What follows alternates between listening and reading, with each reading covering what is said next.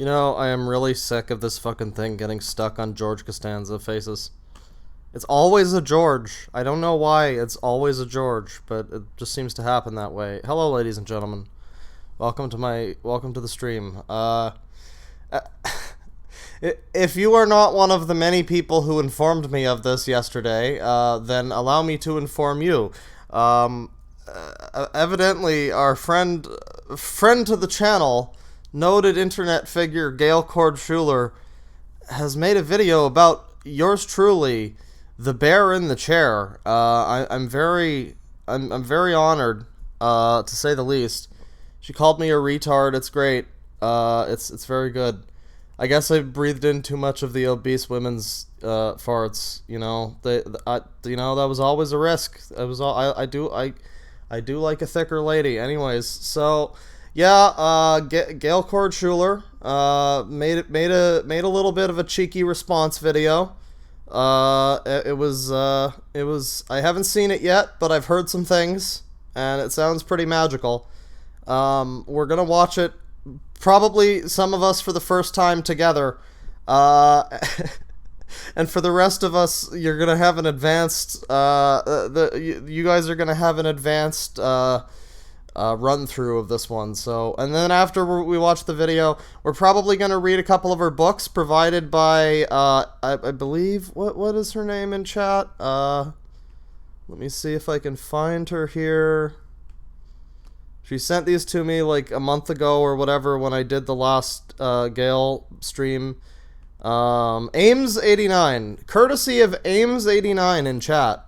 She has provided two lovely books for us to review fairly and justly, as we do on this channel, because this is a legitimate review channel, and we are not. Listen. Everything's fine, officer. Okay. And the books that we're going to be taking a look at are called The Jesuit Murder of Abraham Lincoln, which also on the title says Hillary Clinton is a Jesuit. So that'll be cool. I'm looking forward to that one. And then the other one is called The Shimmering Sea, Robin Williams' Murder. So, you know, that's certain to be very tasteful and respectful of the dead. Right, so let's proceed. Have this set up here, and we shall take a look. Oh, by the way, the song was South Bridge from SimCity 3000. Lovely track.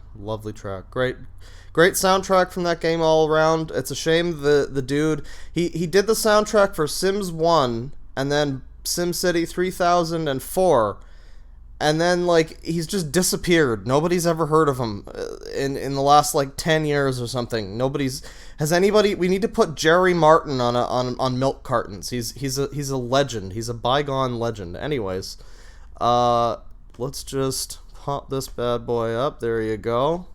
There ya go. There's a chance we might take a look at some more of her videos, you know, after the books. I don't know if we'll read all of the books. They're pretty short from what I've seen. So, you know, we'll see what happens. We'll go with the flow, man. It'll be great. Now, as you can see, she's got my Deadwing Dorks retard review of Gail Schuler's books. Now, I like that she didn't even mention this video, which got far more views than the stream in which I reviewed her books for the first time. Which, if you haven't seen it, it was like a month ago or something. It was like the Sunday after I posted this video here. And, I talked about some of, like, one of her books, and then we did a bunch of other stuff. She wasn't even the whole thing. She wasn't even the whole juicy shack meat of that stream. But she seemed to have taken more of an issue with that, because she also left a comment on that stream, and I thought that it was just a joke account. Like how somebody on the K video, somebody came along named K's Cooking, and they left a couple comments that were like, you know, jokes, and we had a chat actually, and he was like, "Yeah, I've been fucking with Kay for years. It's fun," and he is a cool lad. But no, in this instance, it seems that it was a genuine thing. You can see she's got my about page open. We're milking the Vine Sauce and Red Letter Media people in the algorithm. So that's pretty dope. Join the Sicko Army. You can check out my side gaming channel over here. I haven't updated it in a while, but we might be playing Fallout 3 soon. So any streams of those, they might go straight to the Deadwing Dink. Douglas. Right. So let's get right into it.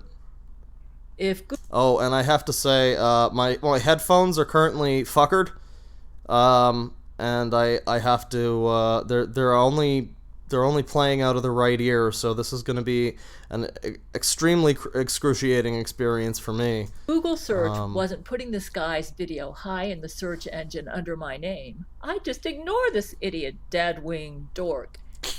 If the Google search engine accurately indicates... Lady, the video was demonetized. I don't know what to tell you.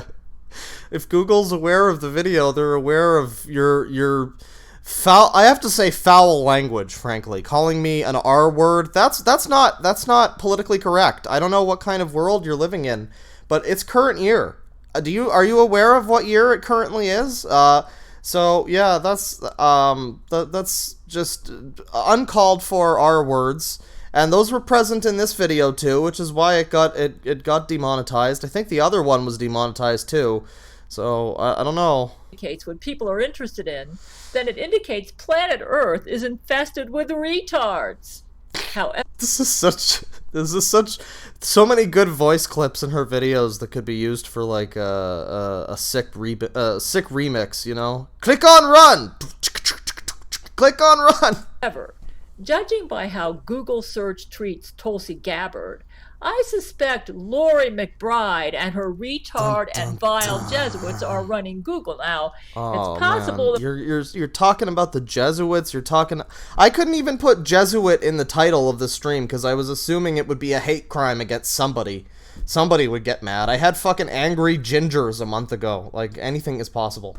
But yeah, like she just drops this stuff and it's like very disrespectful. Gail, please be.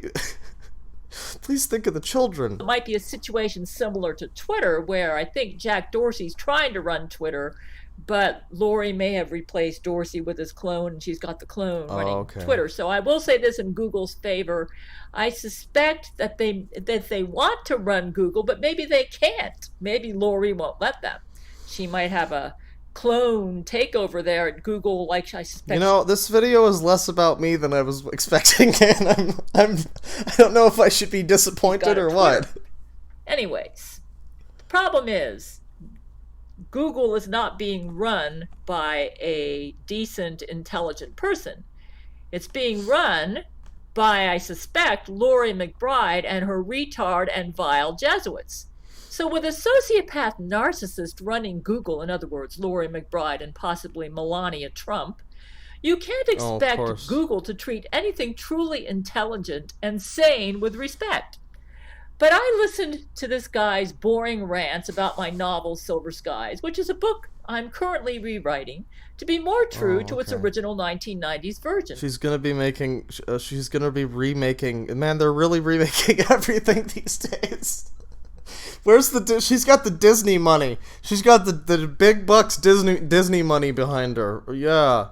First off, I'd like to state that this Also, my boring rants about her book were just me reading her fucking book. So I don't know. This guy who calls himself Dork, Deadwing Dork. Call myself Dork. Excuse you, me. I'd like to state he admits arrogantly that he's never read the book. And I'm currently rewriting it to make it more true to its original 1990s version. I suspect he's getting secret money under the table to help out Lori McBride's propaganda campaign. Is that indeed so? Secret money under the... You think they would monetize my videos at least? I mean, come on. Okay. Alright. I mean, I think... I think I should. You know what? You're right, Gail. I should put my Patreon link in the description there. You're right. It is secret money. I apologize. Obviously not a writer, and seems to be proud of his literary ignorance. He does it to try. Obviously not a writer. I'll have you know I have started and then not finished several projects. Thank you. That is the true mark of a writer. Attract an intelligent audience. Eventually, my story about Fist of the North Star meets Yojimbo meets like fucking meets like fucking heavy metal music. It's gonna happen. It's gonna rock the world. So those who listen to him with interest share his shallowness and stupidity. I wrote the book. That's you guys. That's you. She's talking about you. From Silver Skies from 1993 to 1996, and it's a Christian fantasy novel. He doesn't seem to realize that I wrote a fantasy. So he spends all his time making fun of the world I No, Gail, I don't seem to realize that you wrote a fantasy because everything you say is fantasy. created, comparing it to reality, not understanding What's reality, Gail? Tell us all about it. Give us the CNN breaking news. that it's a fantasy novel. Right, yeah. I think your fantasy reality was a little more normal than reality if the toxic, sentient, evil fart burritos and tacos and like semen bukakis are anything to go by. He's really, I mean, so Well, say what you need to say, Gail. Come on. Don't hold back. I wrote a Christian fantasy novel where I create a pre-tribulation Earth as a story world. Even though it's a fantasy novel, I do believe that this book is going to be prophetic. In other words, I think things are going to pan out just as the plot unfolds in my novel. I think it's going to pan out in the future. People in the future are going to pick up Silver Skies and read it and think, wow, this woman's a prophet. Yeah, I wrote it in the 1990s, and it's amazing even today how close it is to the way the world's going. So I was probably a pretty smart girl back then. But anyways. Maybe you were back then. I'm getting off the subject. So I still need to write the ending, which will be set in the tribulation. I've been doing a lot of research on Bible prophecy for that. Actually, Steven Spielberg has made a movie based on this book, starring Matthew McConaughey. Oh, I see. It's only been shown at select theaters. Okay. But yes, it's been made. Wow. And from what I understand, it won an Oscar. That sounds pretty big budget for a movie that's only been shown in select theaters. I don't know. What's the name? Oscar for Best Picture. He's going to say, I can hear Dead Wing door now. Oh, no, where's the Oscar? Well, you know. I don't sound like that. I sound far more Canadian than that. You know, with Laurie McBride running things, you're never going to know this stuff. She basically controls mainstream media, the internet, and... Who's Laurie McBride? She sounds hot. Hang on. Laurie McBride. Let's check this out. Oh, she's like Brent Spiner's wife. She is hot. I'm all on board for whatever she's selling. And Google, obviously. So... even though I personally feel the book can be better, but not in how this idiot suggests. So basically, thank you, Gail. You know, I don't recall calling you an idiot. I called you a crazy cunt, but, you know, that's different. It seems to me that this whole thing is just an angry cat fight, and she seems to be upset that Laurie McBride is married to Brent Spiner. So... sorry, Gail. I apologize for their happiness together. I'm certain when I finish this book, it's going to be a book that I can be proud of. Trust me, if she wasn't married to him, I could make my move, but I respect Data too much, you know? Actually, I write what I like to read, and my attitude is if nobody likes the book, I don't care. I don't write for money. If I read it... Well, that's cool. That's how I make my videos. I'm very happy to hear that, Gail. You sound like a true artiste. I like it. I'm happy. But as I've said, Spielberg's made a movie about this, so apparently I'm not the only one. I'm not asking about where's the Oscar, Gail. I'm just asking what. Tell me the name of the movie. That's all I'm asking. Was it Interstellar? That wasn't Spielberg. I don't think Spielberg and McConaughey have worked together. We got a level with you. I'm not the biggest film buff, but yeah, I don't know. I'm willing to concede on this point. But yeah, I don't Who know. likes the book. Just ignore this idiot. And remember, that's I what he agree. is, an idiot. I I agree. find his review incredibly boring. It's obvious he doesn't put much thought into his reviews. But I was just reading your book. If the book wasn't so fucking I think, if I recall correctly, that's pretty much what I had to say during the stream was, dear God, this is boring. I need to skip through this. Holy shit. When does it get interesting? And then every time it got slightly interesting, the Amazon preview thing was over. So I was immensely disappointed. So the feeling is mutual, Gail. Both of our works are boring. I can concede to this. And says outlandish stuff to appeal to a dumbed down audience that need him to do all their thinking for them. But I need to expose I mean, that's why I watch Red Letter Media, so there you go. him, as he does appear to be a Laurie McBride Jesuit. I Take his wish. review about as seriously as you would a retard's review. In fact, his review is so idiotic that about half of what he says is an opinion he forms out of the blue based on sentences he reads out of context. You can tell he reads the sentence and tries to say something outlandish about it, not understanding or caring about its context in the work as a whole. His audience is Well, what do I sound like? Cinema Sins? Come on. probably all paid to listen to him. What was that again? The work as a whole. His audience is probably all paid to listen to him. You heard that, guys. $15. Come on, cough it up. Your monthly membership is here. Side note, this is a joke. Don't actually give me your money. That's how boring and dumb he is. Unless you want to. I mean, that's also an option, but... In fact, if he was tested on the contents of My Silver Skies, he'd flunk. Yeah, because it's boring and I forgot it all. He's proud of his vulgarity. Yawn, yawn, man. That is... You're the one spouting retard every 2 seconds, like an uncouth swine. I'm just listen, Gail. Look, I'm just Jesus knows all about this, okay? That is so common nowadays, especially among the younger generation, the millennials and younger. It's as boring as hell. This guy he is so boring. The only reason I listened to him was because I'm trying to make sure that what I say about him is correct. Okay, so like the Jesuit money and the secret... I'm assuming when you say I'm working with Laurie McBride, it's sort of like a hired hitman thing, like I'm perched atop a roof, like with a sniper rifle, and I'm like, the video has been uploaded. The cat is in the cradle. Listen to the part where he talks about me, though I got to admit, it was very hard for me to stay awake listening to him. Yeah, because your book is so fucking boring.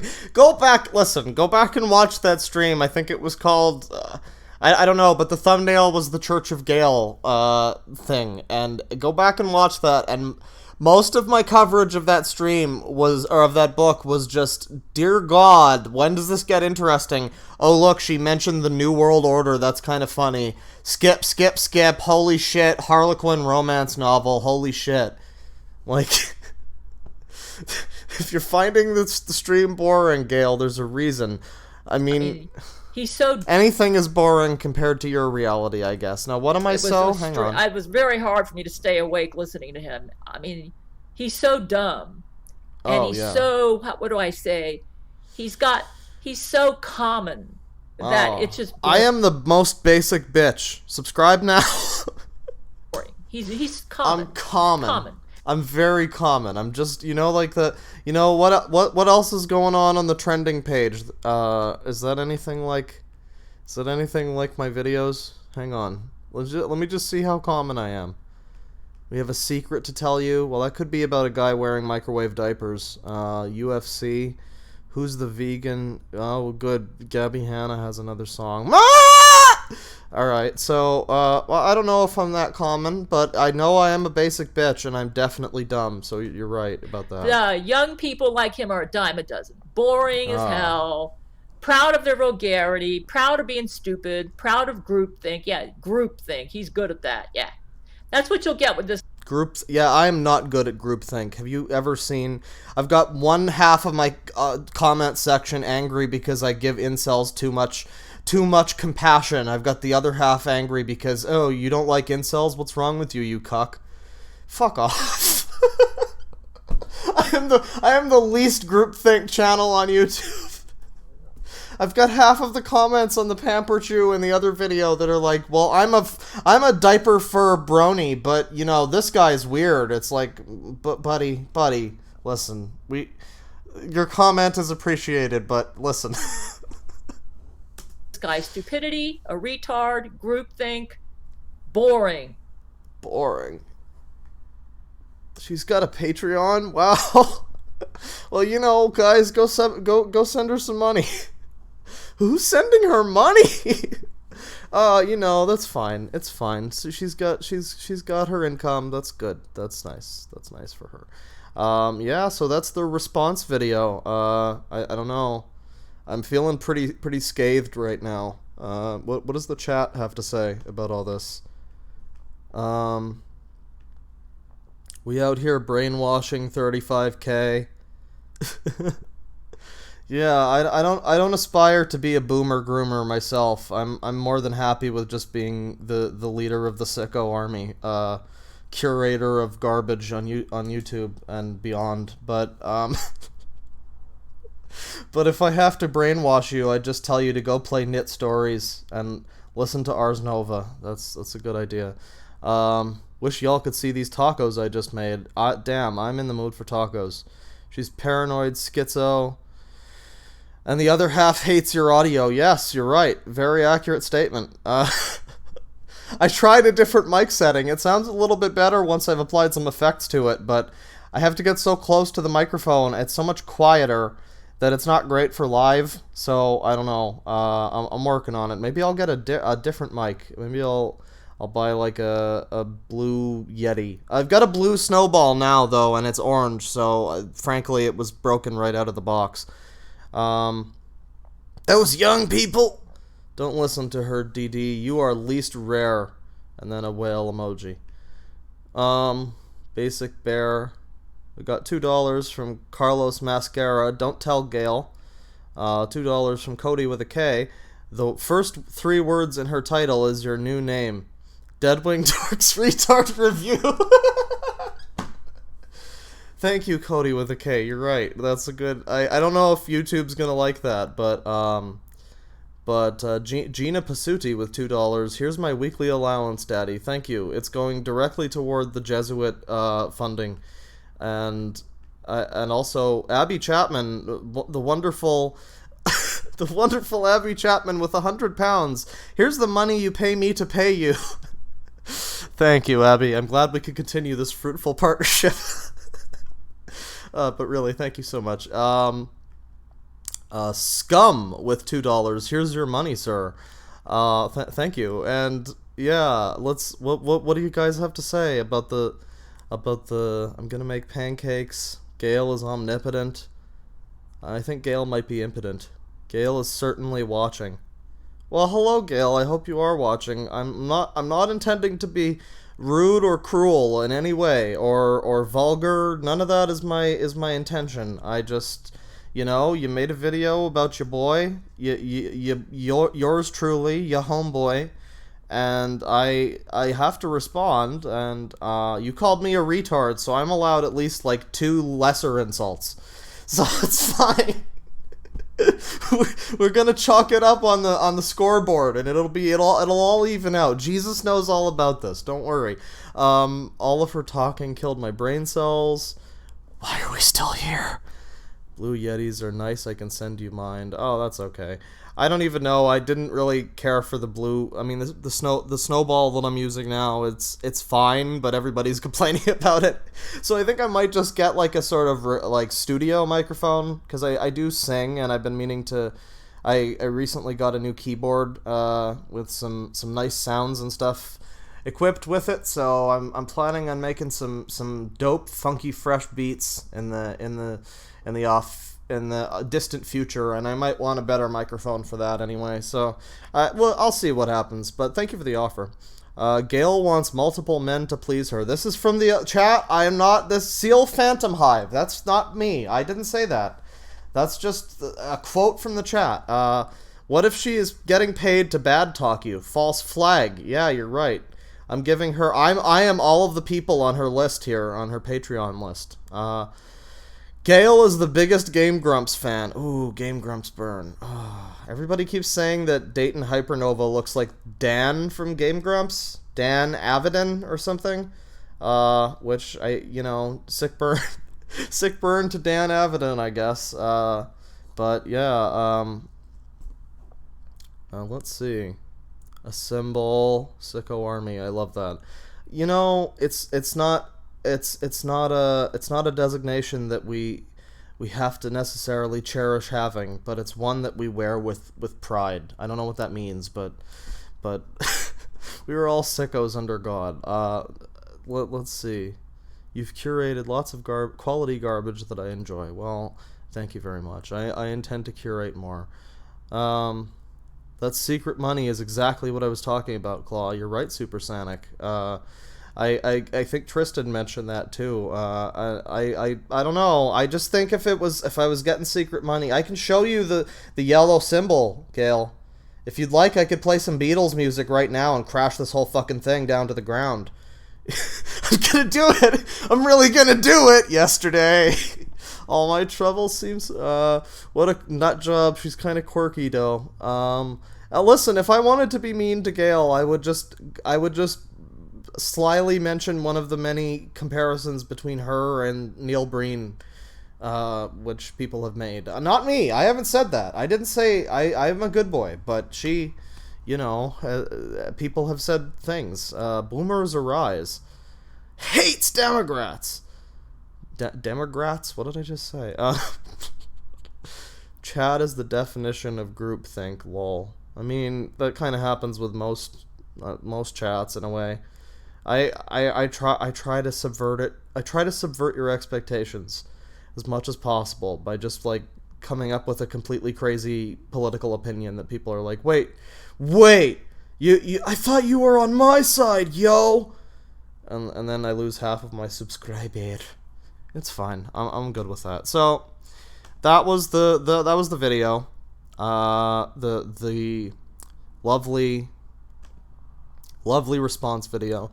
I don't know. We might take a look at some more of her videos in the future here on the stream. And by that I mean right now. I mean not right now, but like we're gonna take a look at her books right now. I'm really good at this. We're gonna take a look at her books right now. Thanks again to Ames89 in the chat. I don't know if she's still here, but yeah, we're gonna take a look at this stuff. Now this is, as I say, a perfectly legitimate and okay review. I don't know why this is like this, but that's fine. It's fine. It can be like this. It's fine. This is a perfectly legitimate and critical, fair review in which we talk about Gale's lovely books. Firstly, now the Robin Williams book, as you can see there, is 72 pages, which sounds like a lot, but if you speed read through it, it might not take too long. But I think we can make it through all of Jesuit Murder of Abraham Lincoln. Hillary Clinton is a Jesuit. So this is going to be a fun time, everybody. I hope you enjoy. This is the Jesuit Oath. You can pause the stream and read that if you wish, but I think it's just a Wikipedia thing. This is from 2016, so okay. True story, condensed from the original hardback edition of 50 Years in the Church of Rome by Charles Chiniquy. In 1879, Jesuits were after Charles Chiniquy. They made over 30 public attacks on his life. Gail Cord Schuler has suffered as many or more attacks on her life as Charles Chiniquy in the 20th and 21st centuries. But Jesus Christ created Gail with a powerful Gale shield.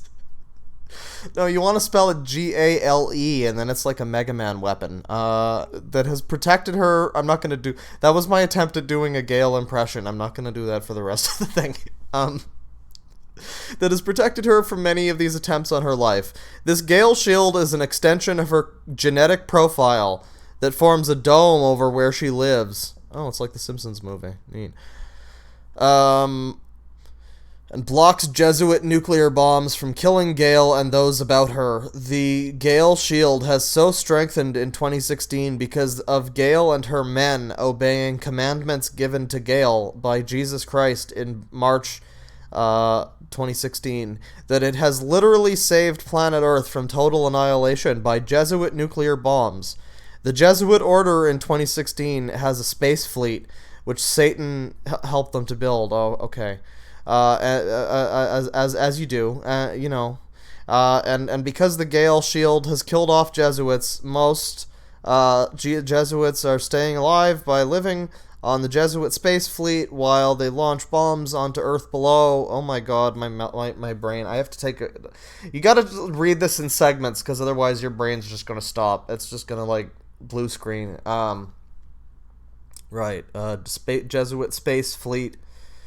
I'm just picturing like the Final Fantasy X airship and like fighting Sin. That's basically what. I think I made that joke in the video too, except I used the Final Fantasy IX airship segment. I subverted expectations. Yeah, I don't know. She talks about this a lot. Bombs onto Earth below. They'll stop at nothing to win, even if they have to kill everyone on Earth, because they know that they can replace everyone on Earth below with a Jesuit clone, with the exception of Gail Cord Schuler, whose King David / Catherine the Great genetic profile seems immune to their cloning technology. None of Gale's clones last longer than a couple weeks. Jesuits know, if they can kill Gale, they can conquer the world. Only Gale. Oh, so it's like Heroes, except Gale's the cheerleader. All right, that would have made that show probably go on a few extra seasons. Honestly, only Gale in 2016 stands in their way. But the mighty Gale shield, created by Jesus Christ as part of Gale's genetic profile, stands in there. This is like one of those YouTube videos, one of those GTA 5 YouTube videos where they just stack the fucking first minute and a half with as many mentions of GTA 5 as they can, just so the algorithm picks them up more and puts them higher on the results. Like Gale shield, the Gale Schuler, the Gale clones, the Gale will no longer be on Earth. The following true story about Charles Chiniquy shows how Jesuits will stop at nothing to accomplish their goals. Before Charles Chiniquy was born, his dad was studying to become a Roman Catholic priest in Canada, but his father saw something happen in the Catholic Church that so upset him that he quit, studied law, and became a notary. As his dad was leaving the priesthood, a close friend gave him a beautiful French and Latin Bible. Where is this going? His dad remained a devout Roman Catholic. What is this? There's Moses, and there's the Samson and the Red Sea. The farmers were touched. The priest said. The dead silence followed. Right. Well, somebody's upset. There's a lot of Chiniquy stuff here. What does this have to do with Hillary Clinton? Little Charles. To the Rev, Mr. Varon. To Mr. Varon. To the Reverend Mr. Varon. Oh, I thought it was like Rev, like Vine Sauce Rev. God heard his mother's prayers. I know I said I might read all of this, but I didn't realize this was going to be a fucking fantasy biblical story from like the fucking 1500s. The 1500s. You never even heard of them. The Jesuits know how to... What? When did we get to this? What? 50 years in the Church of Rome. The church is pompously and then we go from all the shit happening in like the ancient times with Moses and Samson and shit, and now Jesuits know how to put on good theater. We see this in the spectacle of their agent Camilla Alves with Matthew McConaughey dressed up as the glamorous knockout while attending. She's just really mad about ladies dating her men. That's so sad. I know how you feel. I have a baby fur married to a pony plushie who probably knows how you feel. Glamorous knockout.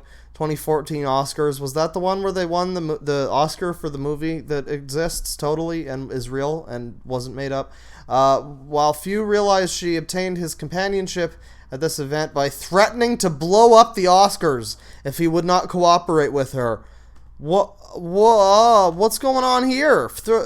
Camilla Alves. Who is this? Oh, she's hot. Okay. Well, I don't know. Are there Brazilian terrorists? Do they do that? I don't think. Well, okay. Right. Right. So, at the event by threatening to blow up the Oscars if he would not cooperate with her, Camilla has bomb raped Matthew into submission to her. Bomb raped. That is tremendous. That is just a tremendous sentence that I have just read. Camilla has bomb raped Matthew into submission to her to ensure he never marries Gail Schuler, who he really loves and who is considered Rome's greatest threat. So let me just say this. At this moment, having said bomb raped a couple times, I'm more concerned now with my channel getting deleted thanks to Google than at any point before. So thank you, Gail. Saying some of the things that you have put into text and hearing you say some of the things that you have put into audio file on YouTube are probably gonna get me in more trouble than than anything else. So that's fine. Where did I go? Oh fuck. The Jesuits, the theater, and now we're back to the church. The great and monstrous comedy is over. This is really going all over the place. Chiniquy said... What?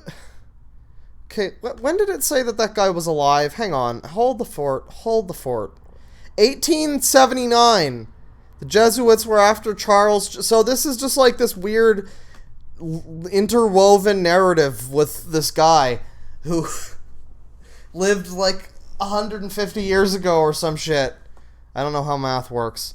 And then also here's Matthew McConaughey for some reason. Okay. All right then. The monstrous comedy, the Chiniquy. I'm probably saying that wrong, and I don't care. 50 years in the Church of Rome, P49.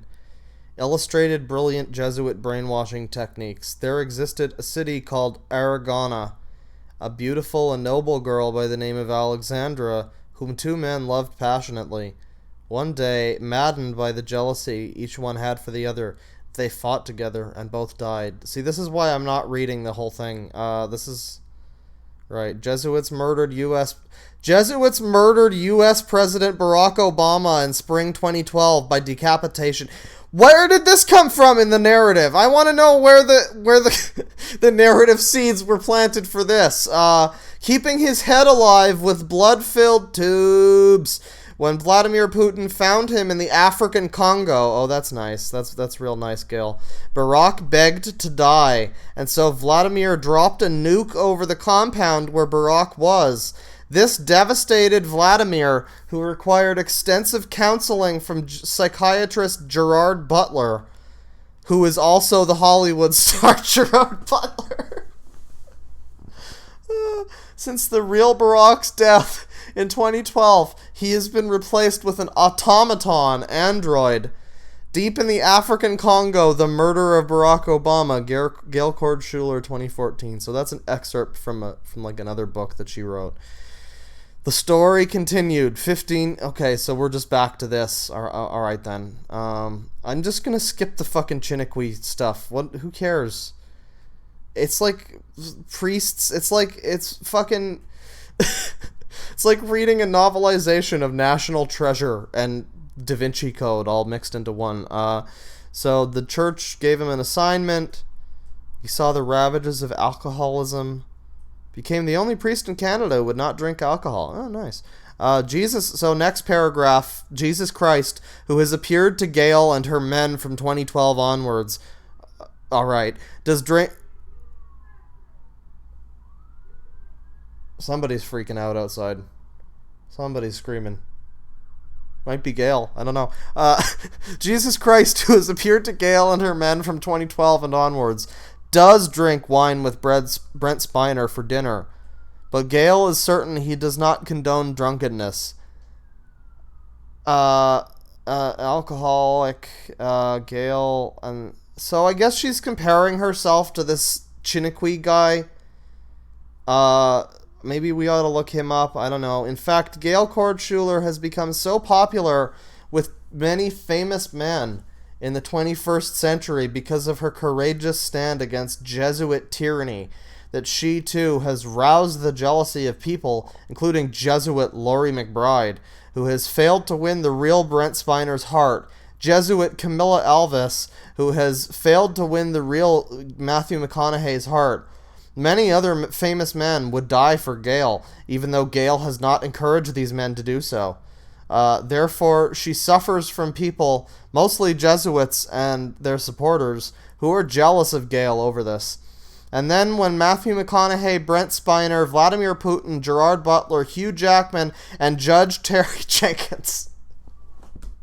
Okay, if you remember, Judge Terry Jenkins is like some fucking guy putting on a voice. I think it's one of the drunken peasants or something. I don't know, but it's somebody playing with her, and I guess he's one of her men.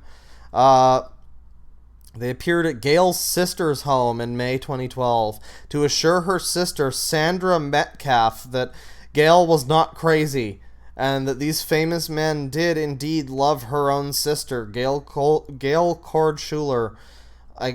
Saying her name is just hard. Sandra raged with jealousy against her own sister, and from 2012 to now has been BFF with Jesuit Laurie McBride. Sandra even coerced Gail's mother to write a lying statement claiming Gail was Oh boy. Oh boy. Don't you hate it when the fabric of the illusion starts to shatter and it just gets a little sad? Like... I knew when she mentioned her sister it was going to get real, and it was going to turn from Matthew McConaughey and Gerard Butler's adventures in fucking, like, Smash Brothers crossover land. It was going to turn from that real quick to fucking, like, Sandra coerced her. So her sister, I guess, doesn't... Or her sister probably wants to help Gale, and Gale won't allow herself to be helped. And Sandra even coerced Gail's mother in July 2012 to write a lying statement claiming Gale was running from police. Because Gale believed that Vladimir Putin's space pod would come and rescue Gale from the police who were chasing her. This was a total fabrication. I could speak. I promise I'm not brain dead yet. And never happened.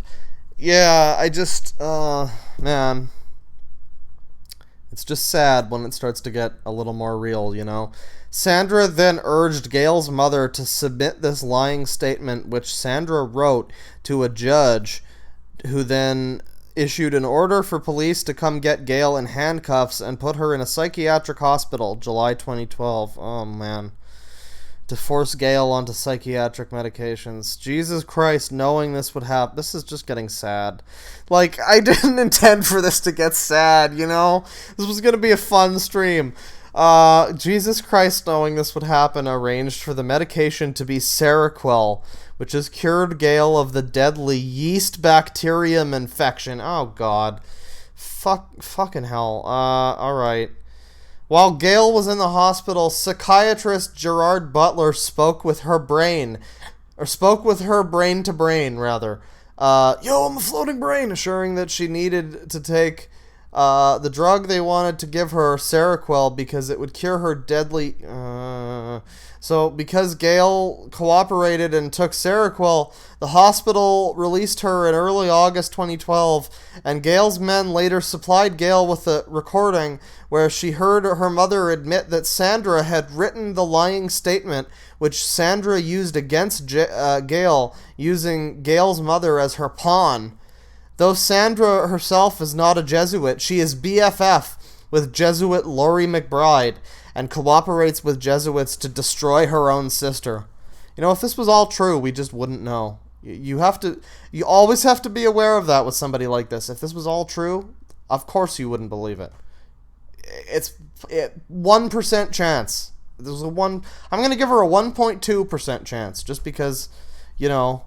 I mean, I don't know.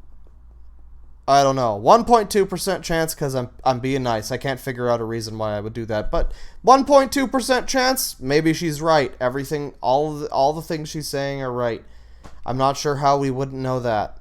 What with the semen bukkakis and whatnot. But hey, maybe, you know, I'm not awake 24 hours a day. I don't watch the news that often, so it could happen.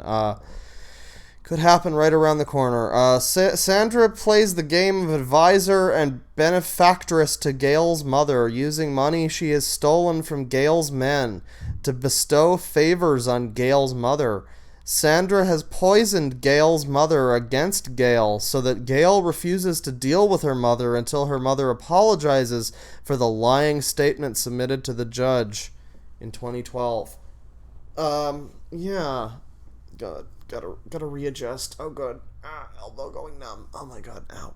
Ow. Yeah, so that got a little sad. And I think it might get more sad. We haven't heard about Hillary Clinton yet, but, I mean, she's a Jesuit, so we know, you know, what kind of fate she obviously deserves, according to Gale. Montreal's bishop, we're back to this fucking guy in 1850. Fucking hell. I thought we were in 1879. Now we're in 1850. Alright, well, 1851. Some girl brags about her sex orgies with priests. Oh, man. Not sex orgies. Those are the worst kind. His greedy and lying enemy, Bishop O'Regan, inside the Catholic Church leadership. Bitter, greedy and lying enemy.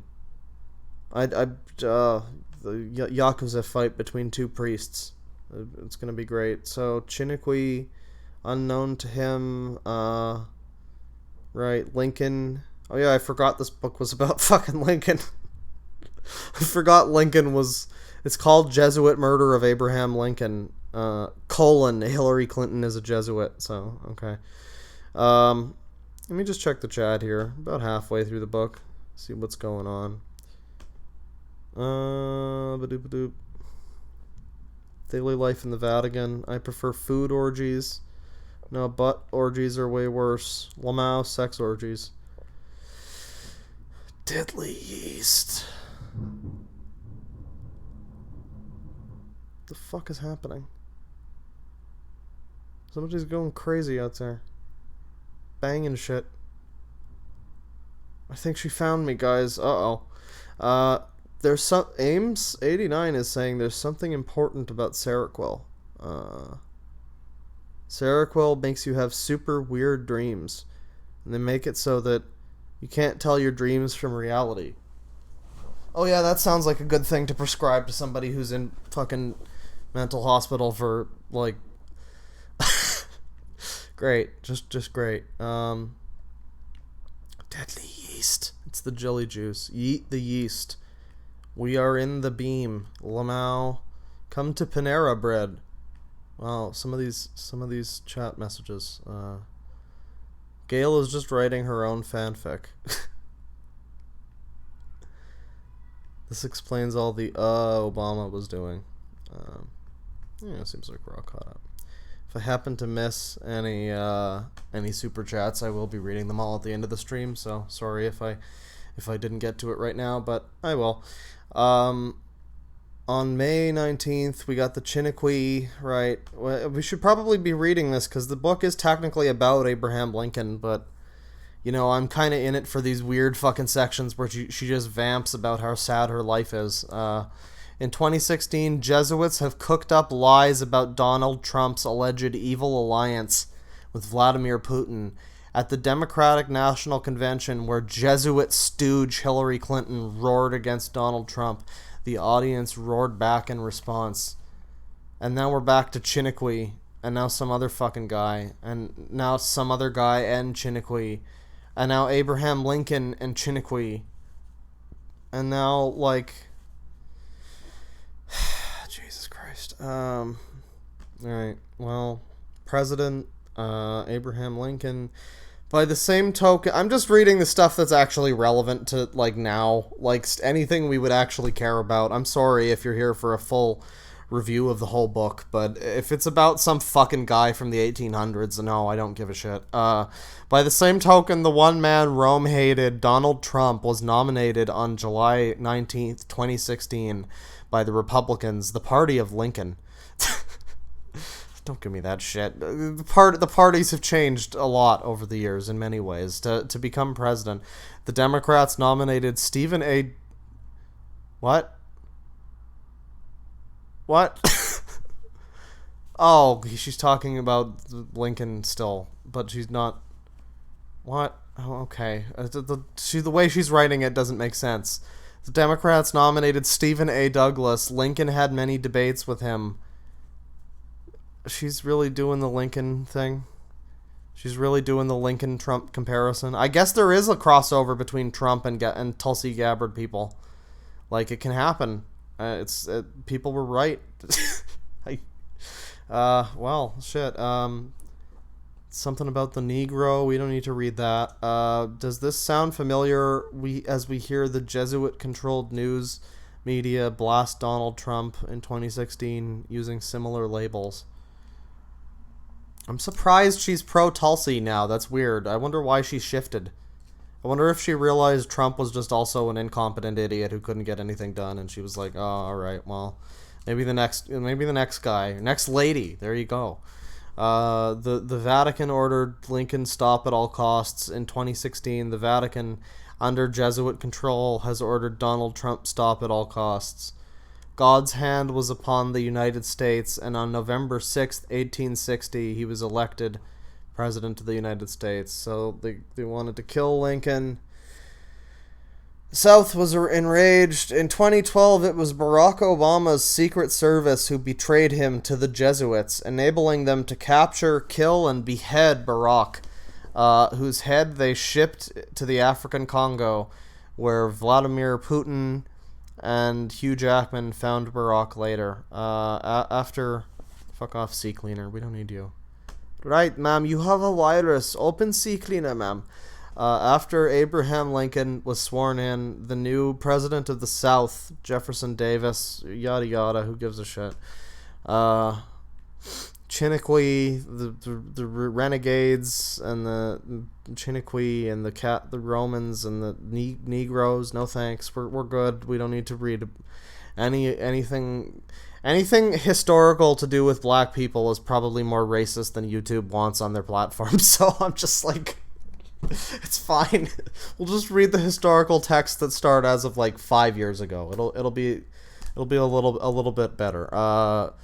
In the name of God, pay more attention. The Rome Catholics. This has shockingly little to do with Hillary Clinton. Right. So, Alberto Rivera. The only thing that has changed is that the great books exposing Rome have disappeared. The Protestants have been lulled into bowing down to the Pope of Rome, even in the pulpits. The Jesuits are so certain that their history has been covered up that they have the audacity to murder Hillary Clinton summer 2016 and have her replaced with a Jesuit clone. Oh, I remember that. Yeah, that time where she collapsed. That was weird. I remember people saying that she was a clone. It's all adding up. It's all making sense. The clone to pick a Jesuit for her vice president, Tim Kaine. Oh, that fucking cuck. Gail Cord Schuler has written this book to resurrect some of this important history at a time when the fate of the world may depend on who wins the U.S. presidency in 2016. Man, people fucking blew their loads in 2016. Oh, the fate of the world! You can't let him have the nuclear codes! Fucking hell. Like... So that's the book. That's it, I guess. That's all she wrote, Luigi. Yeah, 27-page book. Can add that one to my list. Got it done before the next Discworld, which is, by the way, the one true shape of the Earth. If you're ever wondering, round Earth, flat Earth, concave, no. Disc on top of a flying space turtle. That's how it goes. The Shimmering Sea, Robin Williams murder. So this one's longer. We did skim through the other one as well, but I think we'll probably be going through this one pretty fast if it's anything like the last one. Let's see. How far can we get off the beaten path about Robin Williams? Like, where is this gonna start? Are we gonna be about to Robin Williams, who died for me? Fuck you, Gale. I don't care if you're crazy. Fuck you. Wait for this fucking Steam message about somebody in my friends list who's playing some game that I don't care. Fucking Steam. I tried to find a way to turn that off, and I was so sick. I'm sure it's there. I just didn't find it. To Robin Williams, who spoke to me from heaven, and to Brent Spiner, who verified what I heard. One police officer was extorted into silence. He requested to remain anonymous. I doubt that his name was Tom. Oh, fuck you. You're going after the anonymous police officer who helped you? Allegedly? I mean, in your fantasy world or whatever. I don't know what's going on. I can't discern half the things she writes. Rather. So we got a ballroom penis. Very nice. Ballroom penis. I'm just gonna... Church of Gale malware. We're gonna hear about the penis malware in that one video. I'm just gonna let this sit here for a moment. I'm gonna take a look at the chat. I'm gonna see what's going on. Jack Nicholstein. Ballroom. Close Steam, boomer. Fucking hell. Like, I don't even have Steam open most of the time. I just need to use it sometimes because otherwise games won't recognize my fucking PS2 controller. Damn space turtles, egg Earth. No, it's Fat Earth, Deadwing. You're right, Fat Earth Society. I submit to the truth. I need to play that Ion Maiden game. I'm just gonna say its real name. I love your reading, Daddy. Please don't. But thank you. Thank you. Jesuit wing. Yes, definitely. Someone photoshopped Gale in a Nazi officer uniform. You know, that's an option people have if they wish to do it. I do not endorse this suggestion, but that's an option which has been placed on the table before you. Hurry up, wait, with $2. I am a Jesuit priest here spreading the word of Laurie. Well, you didn't spell Laurie McBride's name right, apparently, so I'm not. That's not like a dig at you, but that's just congratulations. I don't think you're actually mind controlled yet. You're fine. She doesn't have her evil Jesuit hooks in just yet. It's just convenient that all of the women that are actually dating the men that Gale likes, they happen to be Jesuits. It's just interesting how that works out. Pancakes. And we're caught up with the pancakes. Alright, well, time to dive right into the ballroom penis. I waited in that long line at Church of Gale while my penis squeaked like a balloon with every move I made. The paneled walls of Church of Gale now seemed like a concentration camp. I felt constricted inside this spaceship, though I realized that no place on Earth was safe for me because I belonged to the marriage list of men who wanted to marry Gale.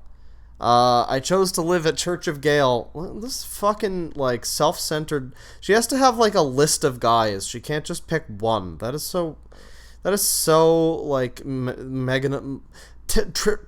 I can speak. I promise I can speak. That is so trademark, like, megalomaniacal, you know? Like... No, I'm gonna have all of the men's. I need all of them. I can't just settle on Brent Spiner. I need to have every selection of men's. I chose to live at Church of Gale, a spaceship city, because I felt safer here. That is, until Gale's sister took over our spaceship in May 2014. The penis trouble started on June 21st, 2014, when Matthew McConaughey sat with Brent Spiner in the Church of Gale lounge. The lounge, like a larger version of Captain Picard's ready room from Star Trek The Next Generation, became an everyday scene for me since 2011. Seated in the background, I observed my surroundings, heaved a sigh of relief that Gale's sister Sandra no longer hijacked Church of Gale. Later, it seemed that our 21st century spaceship, with its spires and towers and an interior like Deep Space Nine, limped helpless against Gale's sister on the Jesuit order. Or the Jesuit order? Our pastor, Brent Spiner, and Matthew huddled together in a corner, seated on a divan. The two men probably discussed the Jesuit bitch Camilla Alves. Now that's no way to talk.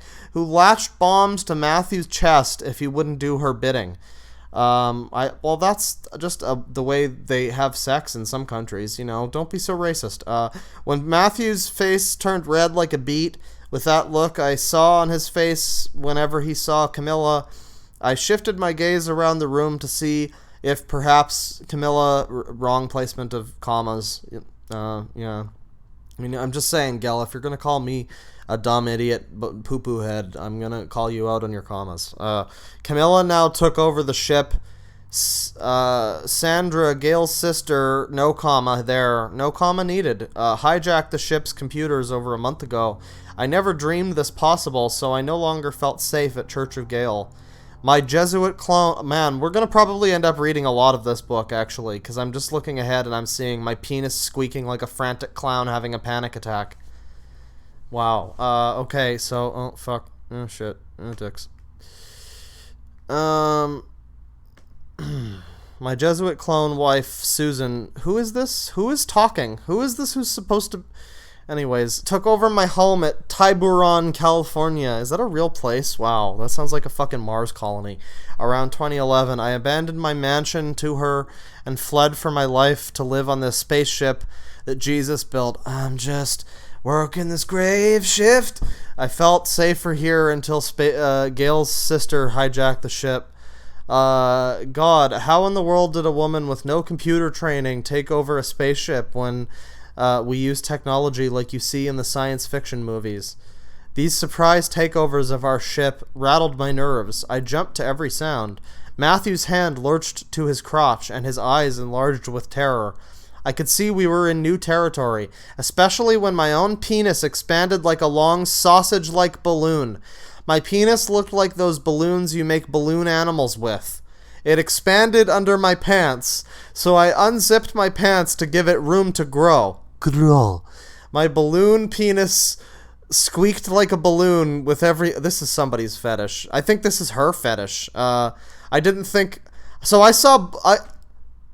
Did I say ballroom? Did I say ballroom before? Hang on. Did I say this was ballroom or did it say ballroom? Oh, I thought it said ballroom penis. I was confused. But it turns out it's balloon. Because I'm stupid and I can't read properly. So that's good. But it is true to its title. Apparently I'm missing pages, because we've got like illustrations here of... There was Jesus before. Here's Matthew McConaughey as Dor. I think Ames89 mentioned that it's actually Dor, son of Habakkuk, which is really just a fancy way of spelling bukkake, if you ask me. But that's what the Ben thing is supposed to mean. Anyways... Brent Spiner dreams of Gale. That's exactly what she looks like, right? Jesuit leader Zach Knight. So we've... Wait, hang on. This guy's dreamy. This guy's a fucking dreamboat. Look at him. Who is Zach Knight? Is that a person? Is that an actor? I thought that was just... I think I looked him up. Is he actually the... No, wait. No. Hang on. Hold the fucking fort. This is an actual... Okay. Wait. Okay. I was... Okay. Now I'm confused because... Alright. So... Let me just get this up here. This is Zach Knight. And he's like a dreamy, handsome lad. And I was sure, I've seen this before, I looked him up before, and I was sure that it was like a different guy. It was probably some old white dude who's like the leader of the Jesuits or whatever, like the L. Ron Hubbard of the Jesuits, I don't know. But no, I think she actually means this guy. I think this is the evil Jesuit leader, everybody. I wasn't expecting that. Well, I mean, it's possible that it's him. He looks pretty dreamy too, but there's also this one. I mean, like, the picture that she did of him doesn't really look much like him, but she sure drew him in, like, this bishy anime style. I mean, not anime, but, you know, like dreamy, like the kind of shit you'd see on a Supernatural Tumblr from 10 years ago, that kind of thing. So she must have some kind of affinity for Zack Knight. Maybe Zack Knight just said no to her feminine wiles. I don't know. But yeah, I don't know how to get back to the fucking page that we were on. I think I clicked on ballroom penis here. I think I clicked on that and it must have skipped me ahead. But we got a lot of nice art before the ballroom penis starts. There's that. But then there was also, where was the picture of Jesus? There was a Jesus picture. See Jesus' face in the nuclear waste. There he is. There's our boy. We got him. It's him, boys. It's Mr. Kill. Now, right. Back to where we were. I went and looked because I thought I read this as ballroom penis and I didn't know what the fuck that meant. And then it turned out to be balloon. And I just wanted to see if I fucked up or if the thing was it was me. I fucked up because I'm stupid. So right, it's expanded under my pants. Penis squeaked like a balloon with every move I made, and each squeak felt like a throb of lightning in my nether regions. I felt the red blotches go to my face when all stared at me because my penis squeaked like a clown nose. Just sitting, cool fucking doll! Honk honk. Just sitting or rising to stand elicited a squeak so loud that all the men stared at me in spite of their own pain. People stared at me, wondering if this was my latest joke. But when all the guys looked down at their own penises and grabbed their own crotches in pain and humiliation, we knew this was no joke. God, I couldn't move an inch without my penis squeaking like a frantic clown having a panic attack. Can somebody send this book to Vinny? I think he needs to read this. Just this page. Just this one page. I couldn't touch it without that squeak blasting to the world that I had a balloon instead of a penis. I always tried to make a joke about everything, but when my penis squeaked, I froze in my tracks to make it stop, and prayed that the red blotches on my face would vanish. Another computer takeover had ruined my life. My penis now ruled my manhood. Another computer takeover had ruined his life. So this is a common occurrence. This is like me trying to deal with Adobe fucking Premiere. It ruled me by every... It probably felt like a squeaky balloon penis, too, just like Adobe Premiere. Another computer takedown has ruined my... it ruled me by every squeak it made to punish me for just moving my body. You know, I liked to crack jokes, but that didn't mean I was a sissy. I guess this is Robin Williams. I guess this is his point of view. I wasn't expecting it to be coherent and understandable, like, from one person's point of view for longer than a paragraph, you know, after reading the last book, but I guess this is Robin Williams, because he likes making jokes. His squeaking penis grated on all I stood for. Yeah, I was a joker, but no wimp. That squeak made me feel like a joker with the heart of Tiny Tim.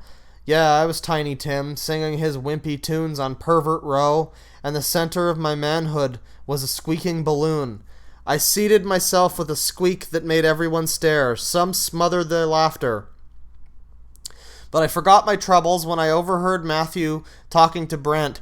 Brent, I think I need your help with something more urgent than the sermon right now. Matthew and Brent, still seated in the divan, I don't know, stopped their conversation. Matthew turned beet red, his features distorted with pain.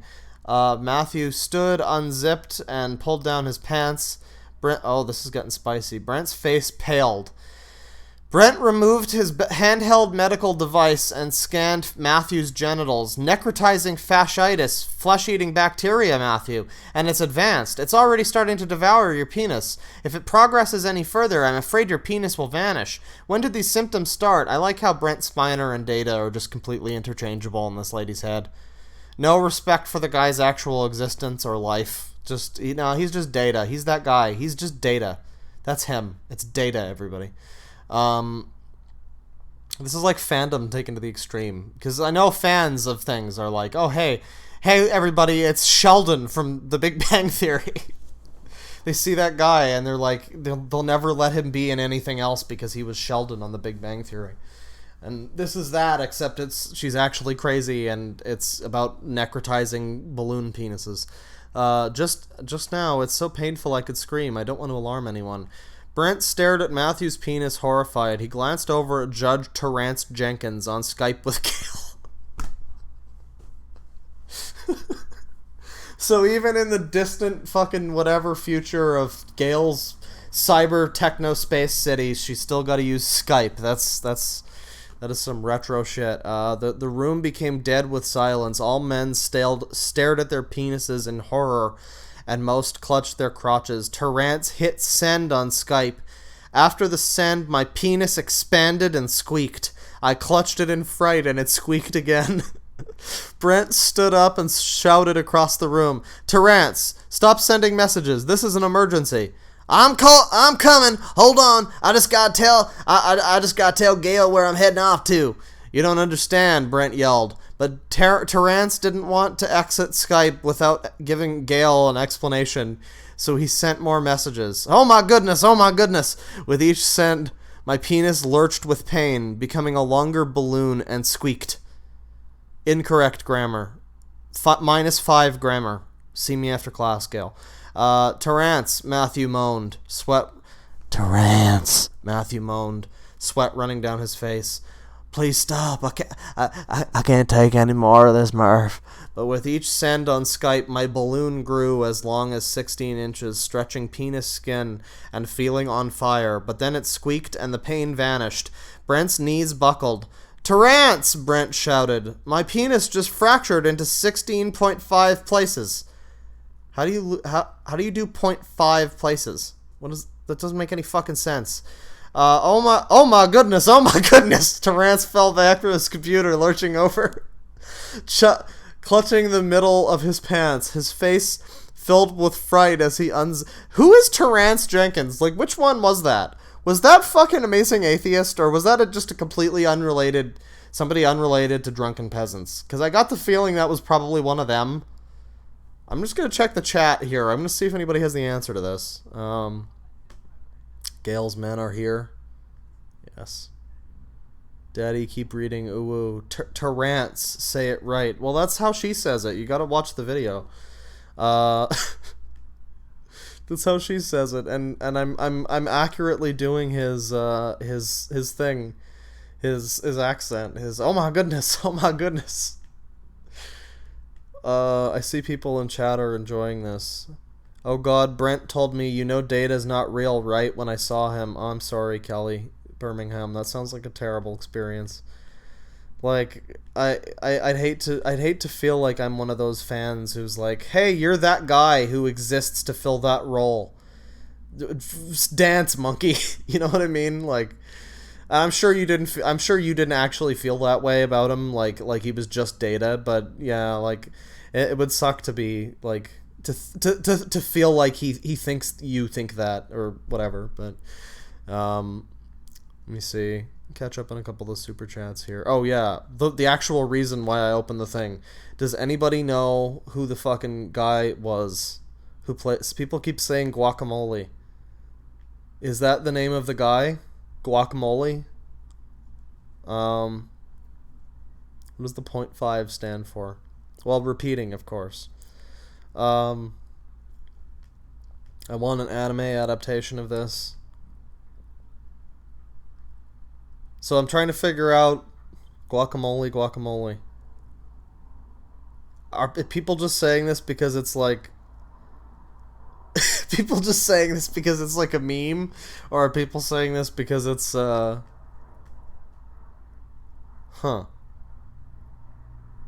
Guacamole the anime. Well, it seems like I'm not getting answers here as to who is doing this, but let me catch up. Scorpio Bih, $2. Does Gail have a DeviantArt account?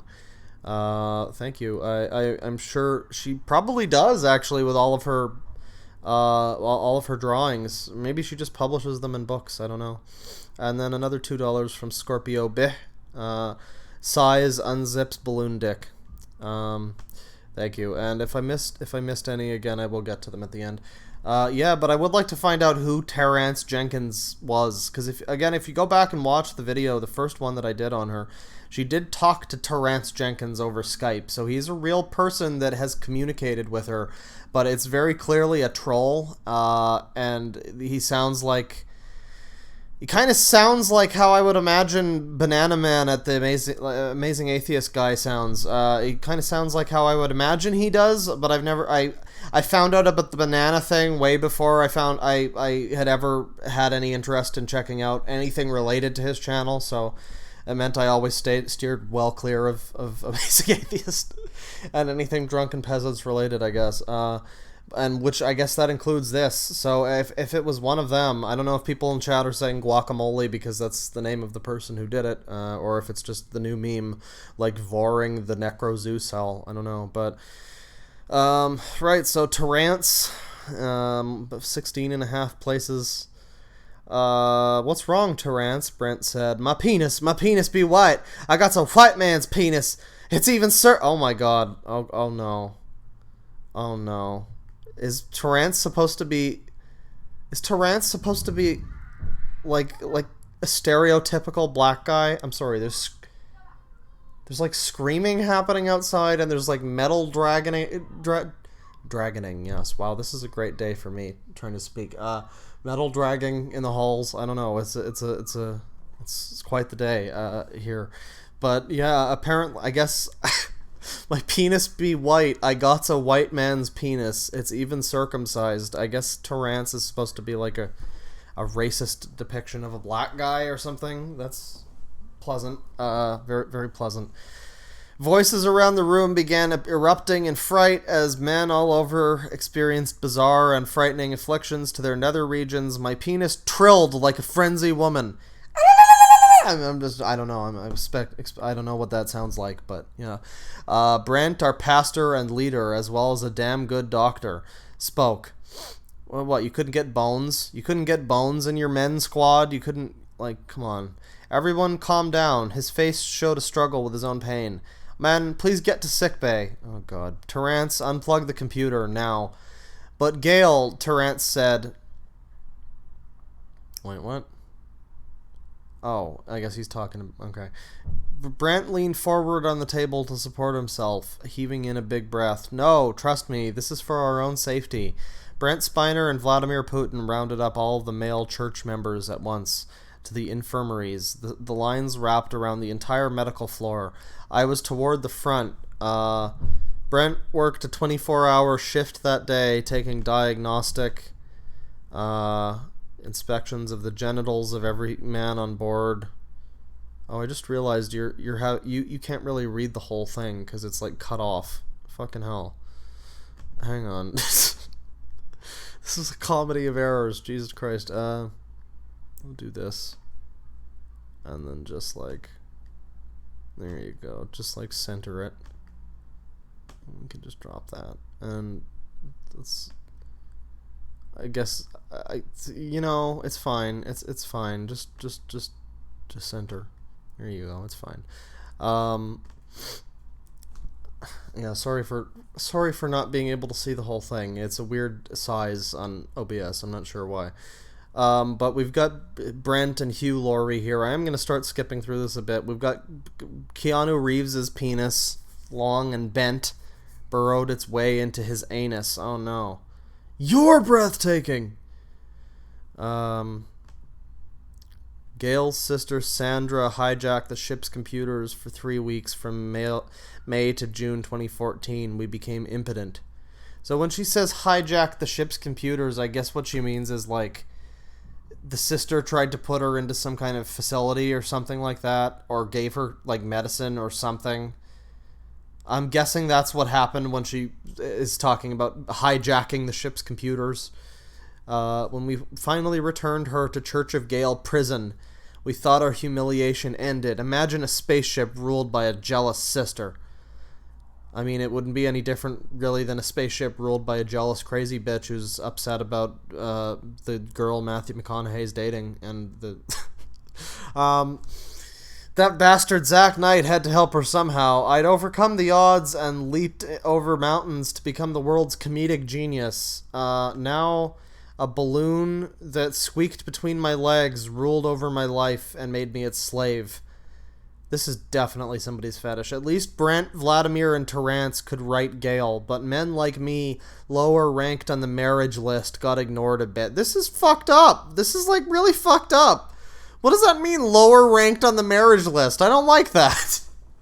That's fucked up. All polygamous marriage should probably be equal, wouldn't you say? That sounds wrong.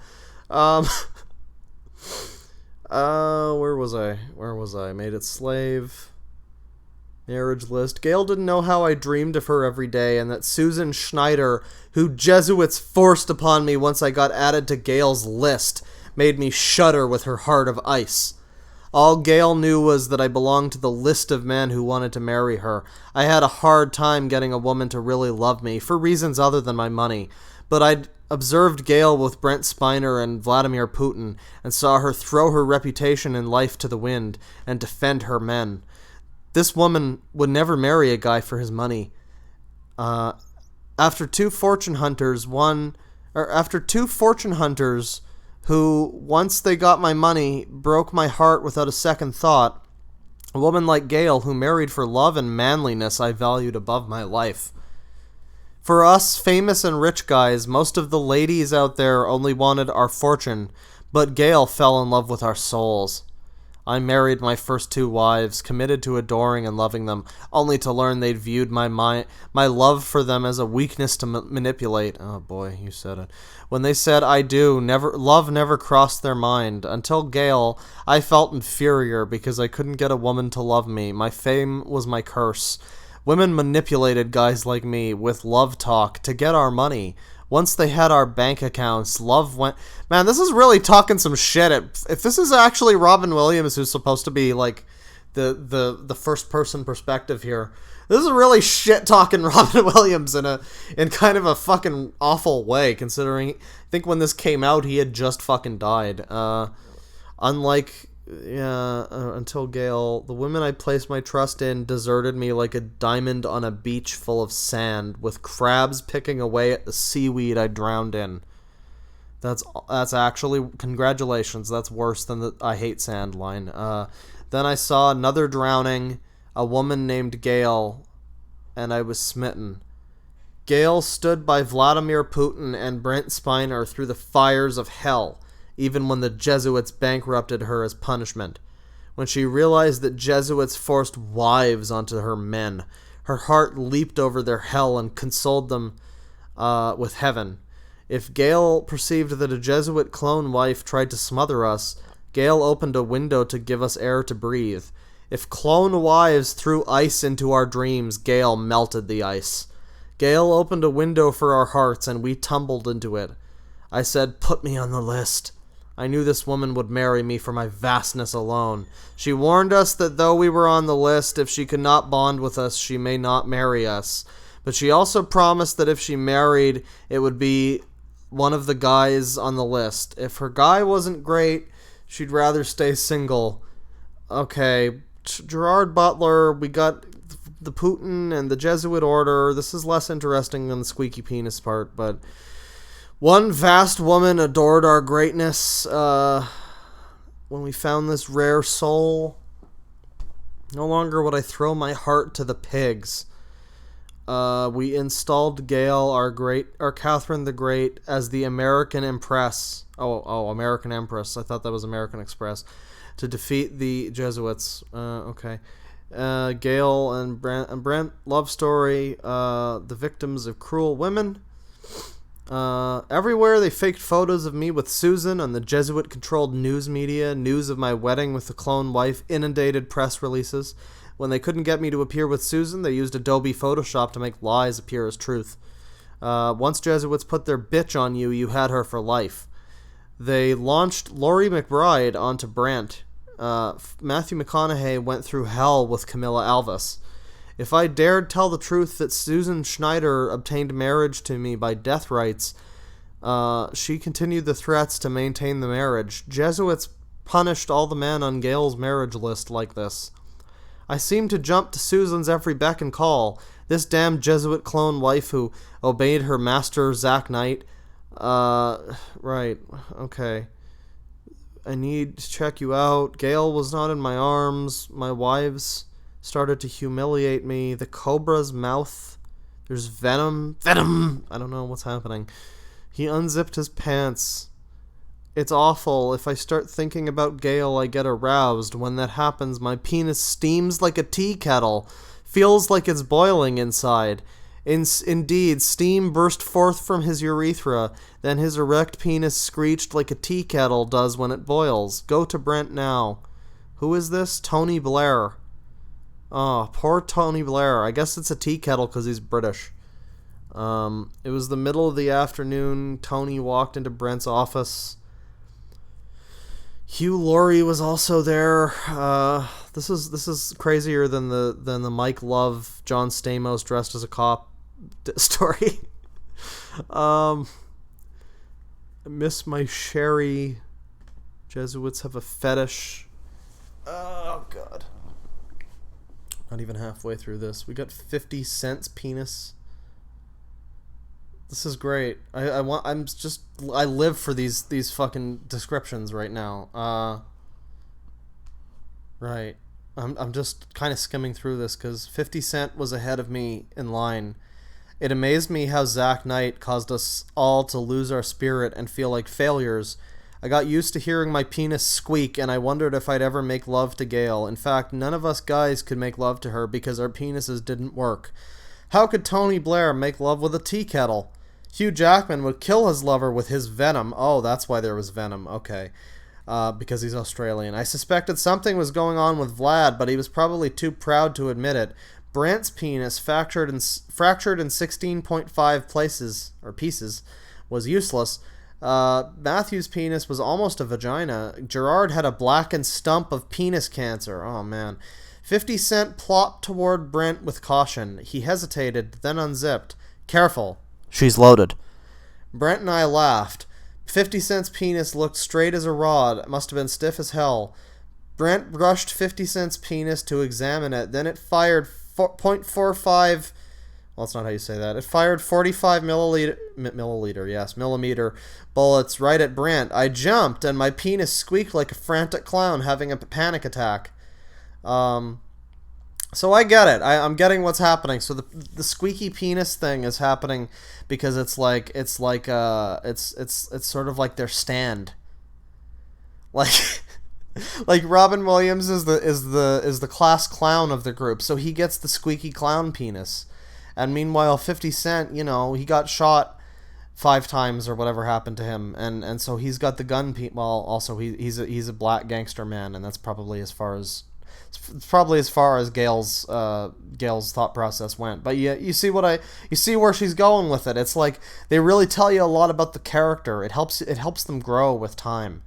It's interesting. Very very interesting literary devices. 50 Cent wailed with shame. I'm so sorry. All our penises betrayed us into forced treachery. Oh man, this is like the incel slogan. Made me want to kill all Jesuits right now. I dropped my head into my hands and couldn't look up. I think the last straw for me was Vin Diesel. Yeah, Vin Diesel's penis turned rainbow colors. Oh, how the mighty had fallen. He whispered to Brent, "When I try to masturbate, I shoot glitter instead of semen." I could hear Zack Knight laughing all over Church of Gale, and in all... Oh, fuck. Oh, crap. Oh, God. Where am I? And in all my nightmares. You'll never have Gale, you fucking retards. I have the world's most perfect penis, so I should be number 1 on Gale's marriage list. Oh, I get it. So Zack is just upset that Gale doesn't want him. Gale turned Zack down, because Zack just wasn't fucking hot shit enough. I see what's going on. I see the way it turns. This story has layers, it's like an onion. So he's Satan's right-hand man. Heart in the dungeons. Carpe diem. Go see Gerard. Unlike Brent, Vlad, Matthew, Gerard, and Hugh, I never tried to communicate with her brain to brain ever. Now, if I wanted to, I couldn't. None of us could reach her. So this is like a story about what happened during the period when she was, like, on medication or something. There's just sad overtones, this whole thing. It's just very, it's like, at the end of this all, it's just a little bit unfortunate. The Jesuits had won. They caused me to conclude I'd never marry or make love to Gale. I became depressed at the thought. Unlike Brent, Vlad, Matthew, Gerard, and Hugh, I tried to communicate with her brain to brain communication. Blah blah blah. Zach Knight, a Jesuit trader on nanotechnology research team. Yes, had put malware onto our Church of Gale computers. Couldn't send a distress signal. Now I could die and she'd never know. Those Jesuits plastered the internet with this lie that she suffered paranoid schizophrenia because she believed that I, along with about 40 other guys, most famous, wanted to marry her, but she wasn't crazy. She was gorgeous. Forgive me, Jesus. I feel like damning the devil. Jesuits commandeered the media to make us appear trolls to the public. If they succeeded in killing us off, they'd replace us with our clones. Next, they'd spread the lie that as trolls, we just lost interest in Gale. Right, so fix the computer. Jesuits threatened World War III. Carpe diem. On June 24th, 2014, Vladimir Putin rushed into Brent's sickbay looking panicked, holding a bottle of vodka. Vodka! You're the real man! You should go listen to Korpiklani's vodka song if you want to take up drinking like I have. Brent, I can't pee. What? Brent said. I need to pee. Haven't been able to make pee for 3 days. Vladimir's eyes had deep circles from sleep loss. Oh, just like me. Because his bladder was so distended, it was ready to explode. Oh, dear, Vladimir. Hey, that rhymed. Very nice. I like to imagine both of them like pointed at each other and went like, "Hey!" An erection that lasts more than 24 hours is normal for me, so I thought it okay. I just think about fat bitch Sarah Avery when I need pee. Vladimir set the vodka bottle on a table and swung his penis against it, shattering the bottle. The vodka spurt like a fountain and fizzed off the table. Vladimir's face seemed strained, with deep circles under his eyes, revealing a death-like hue. Still it is hard with Thor hammer, or still it is hard like Thor hammer. Brent diagnosed Vladimir with severe priapism, an erection that will never end. I have thought that this will never end. Only the fool in me believes there is sense in it. We did cryogenic stasis when Carl Sagan died in 1996, which means to be frozen to preserve his body so he's alive. I spoke with Gerard, my psychiatrist, about Vladimir. Things have never been this bad for us. Gerard's face winced with pain. Yeah. Still got cancer on that penis? Yeah.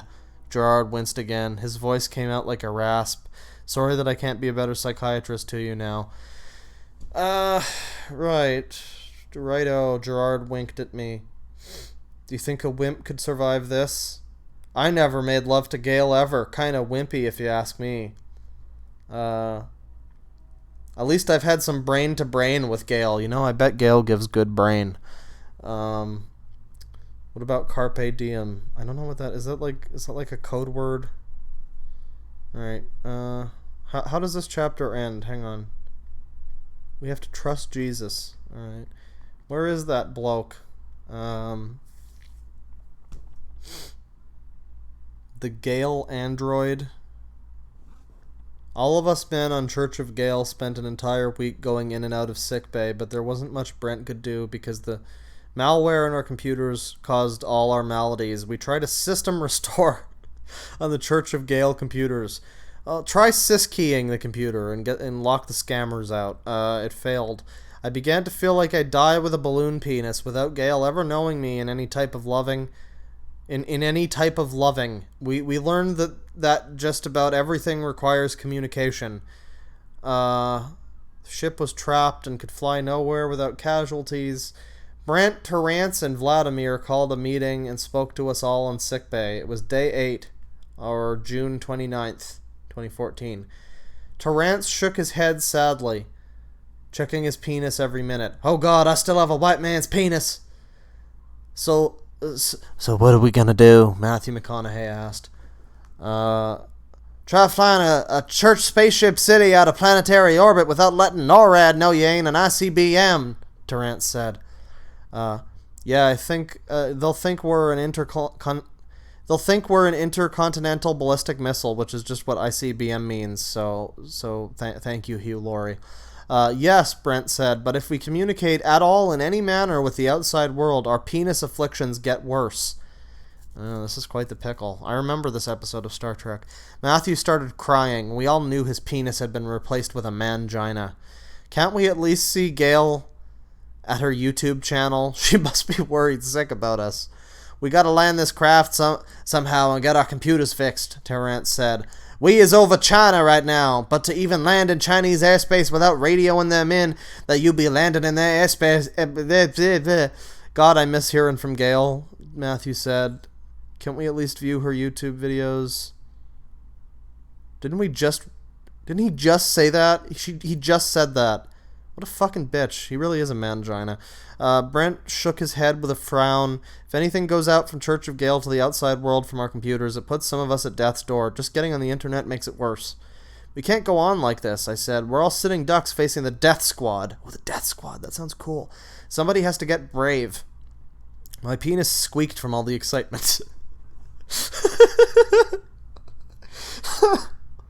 Somebody go, you know what? Free idea just for you. Go ahead, put that on your Tinder, everybody. My penis squeaked from all the excitement. Doesn't matter, male, female, it's going to start a conversation. That's really what we're all about here. We want to start a conversation. So I felt red blotches going to my face. The balloon between my legs squeaked in terror. Though I faked bravado, I felt the worry lines on my face deepen and felt my lips turn down in disgust. My balloon terrorized me into humiliation for the sin of loving Gale. I tried to laugh, but it came out as a sigh. I felt like a clown whose tricks caused the tent to fall down on the circus with casualties. Yeah, Terrance said. We all be dead men then. My penis squeaked. That is a perfect way to end that chapter, I gotta say. That is amazing. The way she ended it on my penis squeaked, just like that. It's almost so good that it makes me think it's a joke, but it's not a joke. Oh man, that is beautiful. Let's see what the chat has to say about that. Maybe you guys love it as much as I do. It really ended like that. Squeak. Everything floats down here, Douglas. Where's part 2 of Movie Bob? God damn it, Deadwing Dork. Well, you know, I asked Tristan the other day. He had a whole folder of stuff that he was planning to show me to talk about for part 2, but then apparently he lost the folder. So I asked him if he had anything, and he just said, I don't know, try looking at his Twitter. So we might just read his fucking Twitter at some point. That might be part 2. But I did do a stream reading some of his books. A perfectly legitimate Movie Bob literature review stream, just like this. So yeah, if you want to check that out too. There will be a part 2 of that eventually, but you can stretch his dong out like a balloon. Ha! DK! Look at the last sentence. Good brain. I know someone out there who has a fetish for priapisms. Oh, I'm sure. Or priapisms, I don't know how to say it. An erection that will never end. Rip Brain Kun. Give me that strain, Vladimir. 2 celebrities, 1 cup. I'm lost and confused. Go, gadget erection. I don't know why I said that in the Power Rangers theme, but it kind of fits, actually. It kind of fits. I saw that. Movie Bob's book was awful. Yeah, he's got more books. We might look at some more of those in the future.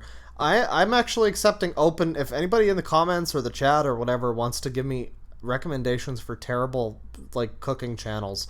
Because I found out about Cooking with Hoarders, and I want to take a look at that eventually. We're going to do a 3rd delightful culinary stream at some point. But I'm waiting for the right moment and the right terrible content. So, we got at least one thing there. I'm back from mainlining cocaine into my junk. Get it straight into that cock vein, boy. That's how you do it. Is there a difference between Movie Bob Twitter and books? I mean, his books were just like collated blog posts, so really not a bunch. They're basically just like opinion pieces. Time for clown jobs. Cooking with Chris Chan. Where can we link you some? Just drop them in the comments for this. I don't know if this VOD's gonna go up. It might go up, but I don't know. Maybe my Twitter or on the Discord if you're there. If you're a Patreon bro. But yeah, I'm accepting horrible food channels. If you've got them. So, I don't know how much more of this book we're going to read. It has been pretty exciting so far, but there is quite a lot of it left. So, we might skip through it a little bit, but at this point I'm having trouble skipping through that much of it without finding something else that's amazing. So, there's always that risk. With our computers infected and inflicting more damage and disease to our men's genitals with every outgoing communication, I looked in the mirror and said, "You're a dead man." The thought that I could really die never occurred to me before, but if the Jesuits could make my penis a balloon, they could kill me by next week. We were flying over China on around day 8 of our ordeal with the Church of Gale malware. Vladimir Putin experienced a heart attack when we froze him to save his life after the bladder explosion. This was like his 10th heart attack. Like, oh my god, guys, it was like his 10th one. Like 10th. That's like a bunch, okay? He was in stasis, frozen, because his bladder exploded and his internal organs could get infected. He required an emergency operation. When the surgeons pierced the knife into his chest to operate, he woke up from anesthesia and, following his guts, judo chopped the doctor. He saw a vodka bottle nearby, grabbed it and jugged down the whole bottle. Okay. Chugged down, I'm just gonna take the creative liberty, the whole bottle to thaw himself out. As he came to, he realized where he was and that the dream that he had that the doctor was a Jesuit was false. He had judo chopped the doctor in a dream state. His conscience struggled over. Remember, this is Vladimir Putin this whole time. That guy. This is all him. The man riding the horse or the bear or whatever it was. Computer malware at Church of Gale. Men's penis is sick, he muttered to himself. He felt the blood rush from his head and forced his body out of stasis, and his legs and arms trembled from the force of will required. He slugged his body out of bed, collapsed, and then righted himself with a lunge. He slugged his way to the bridge of the ship, tripping and falling, then slumped over the navigation controls, his face wincing from the pain of the forced thaw-out. Nobody was at the helm because each move of the ship meant outward communication. Outward communication meant death. We couldn't move the ship anywhere without using outward communication, blah, blah, blah. This is getting a little dull. Another nuke, Vladimir snarled. Damn, you mean the Chaos Emeralds? By the way, if anybody has Monster Hunter World, I don't know if the squad thing is like console specific or whatever, but I made a squad or crew or whatever it's called, and it's called the Chaos Emerald crew, but with a K for crew. If anybody wants to squad up, I mean, the Chaos Emerald crew is always, Obama chuckled, it's always open. Shut up, would you? I snarled to myself. My manhood was tied... God, what kind of a man was I? My manhood was tied up in a penis that squeaked with terror at the slightest move. Nothing I did tamed the coward. I felt like a half-breed, wailing infant and Tiny Tim. These are just words happening now. As the ship drove down to China, my penis squeaked in spasms. I felt like a woman having a panic attack. The ship landed... Why a woman? The ship landed with a thud, and my penis shrieked so loud it made the walls vibrate with terror. Oh, that's sexy. I became nauseated from embarrassment. That damn balloon penis shrieked like goblins in hysterics. I really love the comparisons she's making. shrieked like a woman having a panic attack. Goblins in hysterics. You never know what's going to come next. Vladimir held onto the bridge to balance himself, and he went white, his skin now clammy. Oh God, we didn't need a dead Vladimir. He closed his eyes, heaved with a huge breath, and slugged his body, tripping and falling to the infirmary. To the infirmary. He crashed onto the bed and conked out. My penis squealed, and Brent had to speak over it. Can you keep it down over there? But he graciously ignored it. What we just witnessed with Vladimir was a miracle. It's amazing that guy isn't dead. I felt bile going up my esophagus, my body heaving with shame. My heaving triggered another squeaking episode. That balloon between my legs sounded like wailing puppies. I swallowed my vomit, infuriated into turmoil and disgust. Tears of shame welled up in my eyes. And now we got Hu Jintao on Gale's marriage list. We're in China now. There's Chinese doctors. What a nightmare. We're on IVs. Several days later, the anesthesia wore off. Oh God. And I was eager to see my real penis restored, but when I unzipped my pants and saw 2 band-aids that crisscrossed each other, I had no penis at all. The Chinese doctors amputated my penis. Oh my God. Plot twist. Oh my God. This just got fucking... This is like Hangover 6.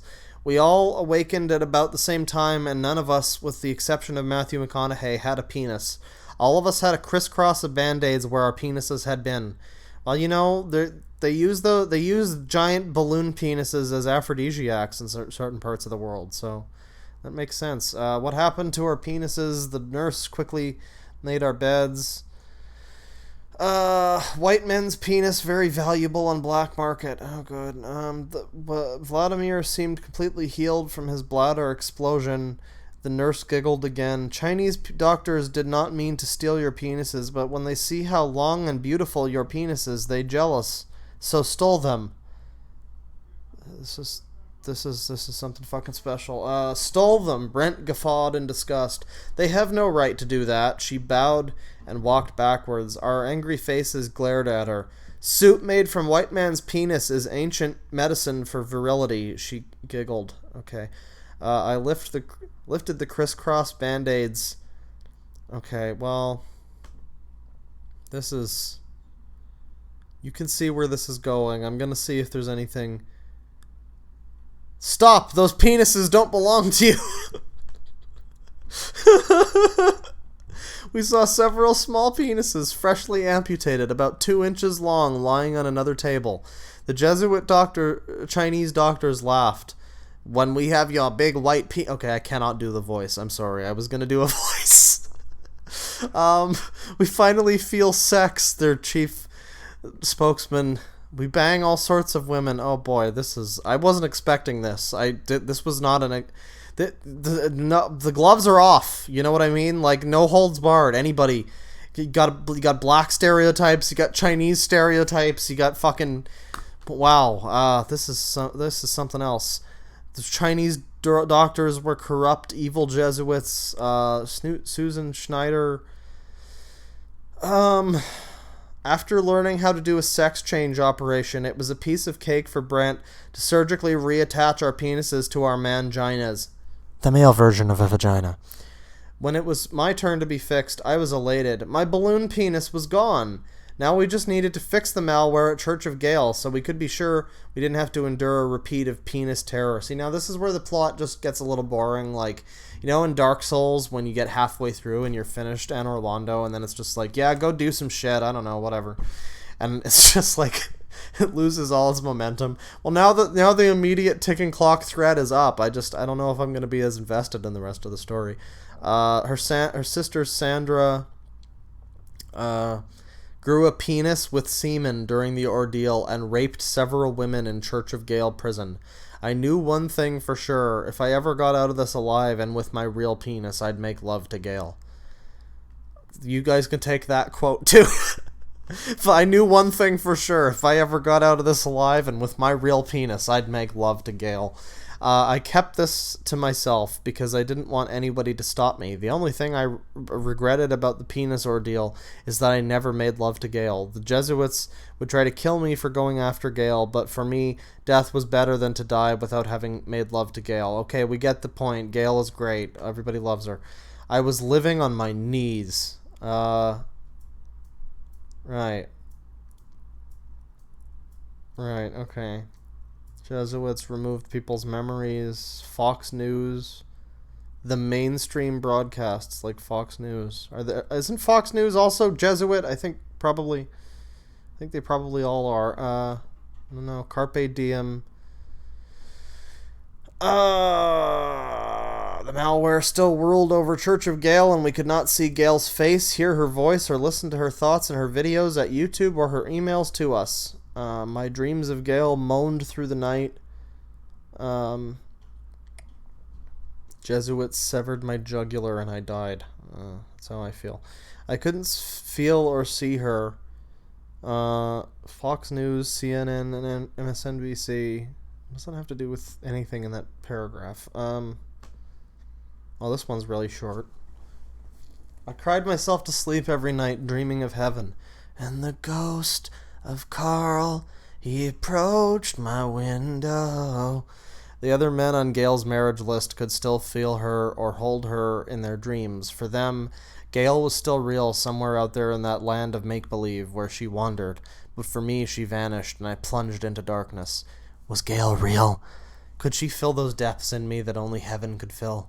Without her, my mansion became a crypt.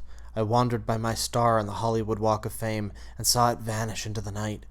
Devils danced in the streets. Ghouls whispered and mocked the day. Hey, smooth skin! The hollows of my heart echoed loneliness. The parade of life wearied me. My heart gasped for breath. Vanity of vanities. All was vanity. I made plans and a list. I could feel the paper in my hands. I could feel the pen I used to write down my dreams. 1. Get your mother's wedding ring from the Tiburon mansion and custom design it into a $2 billion wedding ring. 2. Buy a bouquet of the rarest orchids. 3. Make arrangements to have a disguise to walk the streets of Earth without paparazzi. 4. Buy the airplane ticket to Melbourne, Florida, where Gale lives. 5. Make a list of hotels to sleep in, a different one each night to evade captors. 6. Use your iPad to research hotels, florists, and ring designers. 7. Destroy the iPad after the research and don't leave a clue to the Jesuits or anyone about what you're up to. 8. Arrange a contact at Fox News to let them read. So I guess Fox News, according to her, is like the one okay news station then. It's like the only good one. Of course it is. Fucking of course it is. Get a limousine ready to drive to Gale's apartment and stand at her door. I spaced out my moves through the month of July, planning and research first, then a blitzkrieg of action toward the end, before suspicion could be awakened, before the night could block me from my queen. Get it, Zack Knight? You see, these are some complex literary devices that he's using, or she's using. Where did he? I guess because she looks like female Neil Breen. While the men at Church of Gale struggled with malware, I struggled to come alive. Mother's ring, divorce. When I found Gale, I got put on her list. Blah blah blah. Starstruck. Gale was Princess Aurora, a real princess. She really had the genes of King David and Catherine the Great. After she divorced the cold skunk to go to Brent. Wait, what? Wait. Our brain reads determined her ex-husband. So Gale was married? Her ex-husband had only married her to get military wife pay and tricked her into believing he had some love for her, only so he could maintain his control over her, just like my wives did to me. Oh man, this is getting it's just getting sad. There's always these cracks in the illusion that just get sad, you know. After she divorced the cold skunk to go to Brent, Jesuits bankrupted her and crashed airplanes on September 11th, 2001 to keep Brent from her. Now, what part of... Explain the connection to me. That's all I'm asking, Gail. Just I know you have one of those crazy like boards with the all of the connections from the one thing to the next, like they have on TV shows. Just show me the board that connects the September 11th to the Brent Spiner and the Gale. The thought that a woman could love my soul and dream about loving me all day made me sore. Feel so good, I feel so fine.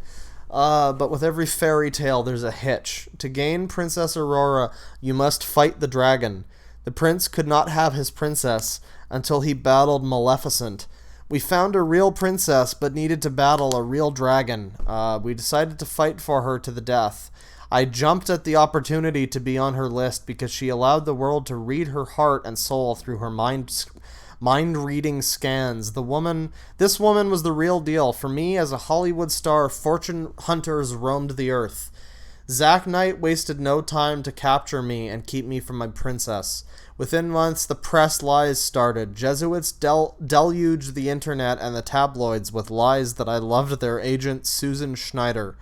The Jesuit order married me to Susan Schneider. Oh god, I'm fucking falling asleep. Right, well, Gail's mother's ring. I used the excuse that I was working on the sequel to Mrs. Doubtfire and needed to get to Earth to make arrangements with the screenwriter and get the thing going. So, Robin Williams sneaks into his mansion when his wife isn't there. He gets his mother's wedding ring and a couple of wigs and mustaches. So this is going to be like a fun, like, comical romp. He rented a Toyota Gorilla. As I stared out into the vista of the ocean, I felt like I was flying to be with Gale. I plopped in my CD of Keith Jarrett playing a jazz tune of Somewhere Over the Rainbow. You like jazz? And hubbed it to myself. The piano plucked its flutters of joy over the vast shore before me. Blah, blah, blah, blah, blah, blah, blah. When I fall in love, then Brent Spiner's old yellow eyes is back. It seemed nobody knew I was driving this car. In Brentwood, California, no relation, I'm sure, I headed over to my favorite custom design jewelry store. Boy, this is fucking boring. Right. So, under Gale's conspiracy law, marriages to Jesuit clone wives are invalid, so I'm not married to Susan. Okay. Well, if she says so. The jeweler's mouth opened wide in shock. Yeah, I'm sure it did. She's worth $2 billion. So he's getting a $2 billion ring for Gale.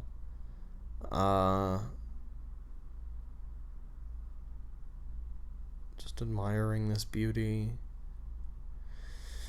You get the malware and the emerald and the chuckled chaos emeralds and the dreams of paradise. After a month and a half without her voice or the sight of her, I finally saw Gale on July 27th, written out in spelling for some reason, on one of her YouTube videos. Breathtaken with her majesty, I stood aghast. I could feel... Okay, this is starting to read like Arion lyrics. I could feel her in my dreams. I could clutch her to my heart. I would never lose her again. She surrendered everything, reputation, fame, wealth, and family for me, her king. Did such a woman exist? It was I who surrendered all for my lovers, driven by a need to prove myself worthy of love. From my childhood onwards, I had always had my dad on my shoulder. As a child, everything I did was wrong, and it didn't matter if it was true or not that I was bad and should have done better. What the fuck is happening? Still be a failure to my dad. Don't talk about Robin Williams and his dad like that. This is so fucked up. Like, on the one hand, it's like, okay, it's funny. And then on the other hand, it's like, okay, well, she's crazy, so maybe don't, it's not the nicest thing necessarily in the world to make fun of a crazy person's ratings. But then on the fucked up, scary mutant third hand, I don't even have two, so the third hand is like crazy. But on the third hand, then you have this thing where it's like, well, yeah, she's crazy, but she's also fucking, like, this is really disrespectful and kind of uncomfortable to read. My mere existence was an abomination to him. Oh, that's so lovely. That's so lovely to say about somebody who probably just died. I don't know when this came out, but it was right around the time that he died. That he fucking... This is just like a whole chapter dedicated to Robin Williams sucks, but Gale is great, so Robin Williams is great because he loves Gale. Pretty much. Wife number 2 filed for divorce. Living with his father, but he reincarnated himself into his wife. Oh my god. The very wealth I used to buy approval and love became my curse, so when Zack Knight gave me a balloon penis, it just reinforced the hopelessness that I always fell short somehow. The balloon penis was the last straw. You know, isn't it always the way? Right, well, Church of Gale, they accepted him and loved him. Wife number 2 convinced him he couldn't get a woman to love him for more than his money. My heart plummeted to hell. Her mere existence, and that she allowed a marriage list of guys to wait for her, gave me hope that I could reinstate beauty and love into my universe. Yeah. It's so lovely and touching that this fucking lady is like, yeah, get in line. Yeah. What's that, Matthew McConaughey? No, your time isn't up yet. We'll see you in about 50 years when, like, that's just so lovely and romantic, you know? But Catherine the Great and King David, blah, blah, blah. I could never kill the part of me that wanted to wow my woman with the depth of my feeling for her. Well, then you probably shouldn't have dealt with that big fucked up balloon penis. I bet she would have loved that. My psychiatrist Gerard told me that I needed to stop this. Okay. Reading his mind. Orchids. I take the leap. The thought of Parkinson's never entered my head the last day that I lived on Earth. I knew I risked my life to marry Gale. That month and a half of silence with a squeaking penis devastated my peace. Good God. I heard that squeak in my dreams. It followed me throughout the day and kept me up at night with nightmares. Gale vanished like the morning mist. Throughout the day, I searched for her in my dreams and my imaginations. I see you. I feel you. So she'd vanished. The penis was squeaking. I thought he fixed that. He still felt... I still felt like a balloon penis. When could I feel Gale's pride in my manliness?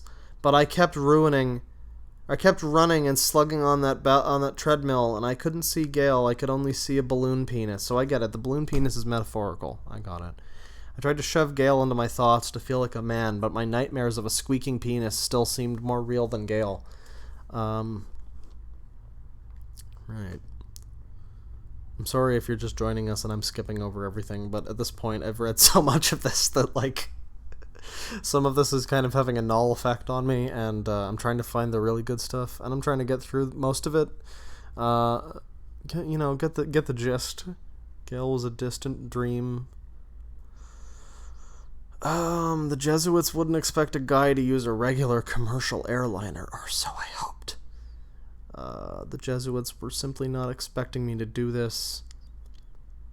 So he's going against the rules of the Patriots. He's like breaking the law. He's changing the world for love.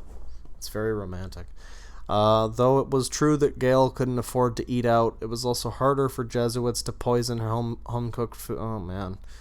Though it was true that Gale couldn't afford to eat out, and just...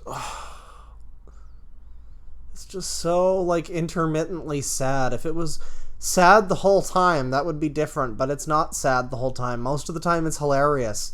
But then it crashes down to reality and reminds you that, oh yeah, she's like this poor, sad lady who just... Ugh, man. I checked in at Hotel California.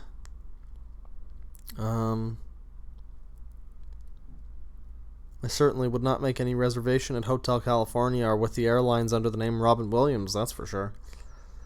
Those Jesuits probably had the genetic scanners set up on all flights into Florida. They'd catch me for sure. Well, Robin, you want to bail out now? Hell no. Carpe diem. I'm a man. I'm gonna marry Gale. Goose is cooked. Okay, well, I conked out and fell asleep.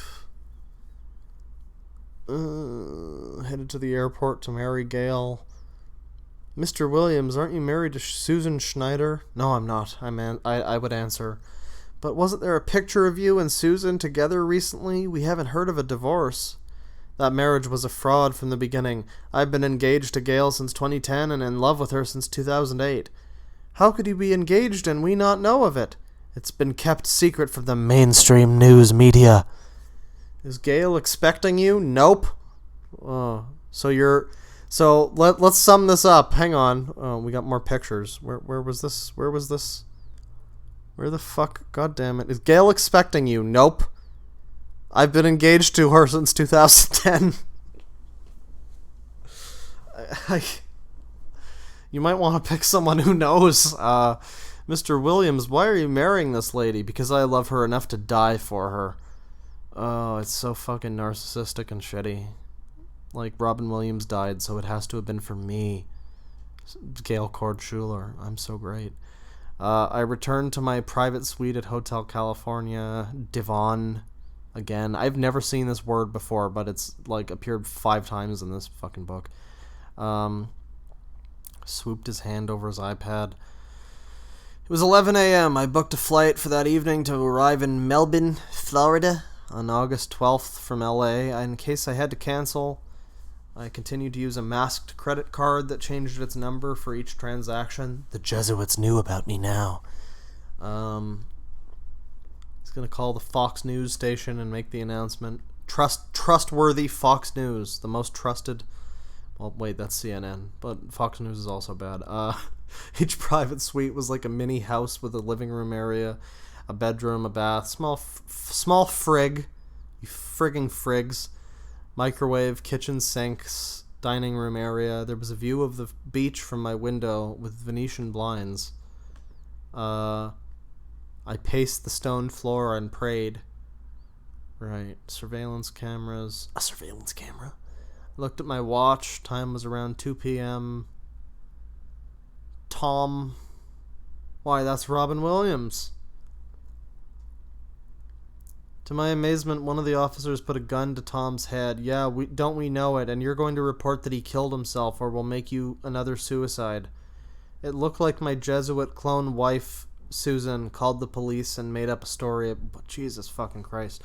If you just take this out of context and you have no, like, knowledge of what's going on, we're reading a book where a lady headcanons the tragic, sad suicide of Robin Williams, who was like this sad, fucked up guy who, you know, just had trouble, and has turned it into Jesuit clones. It feels like scum. It feels like a scum sheen, like reading an Onion book. Okay, they shoved Tom into a chair and made him watch. And then they could kill Tom and make it look like a suicide.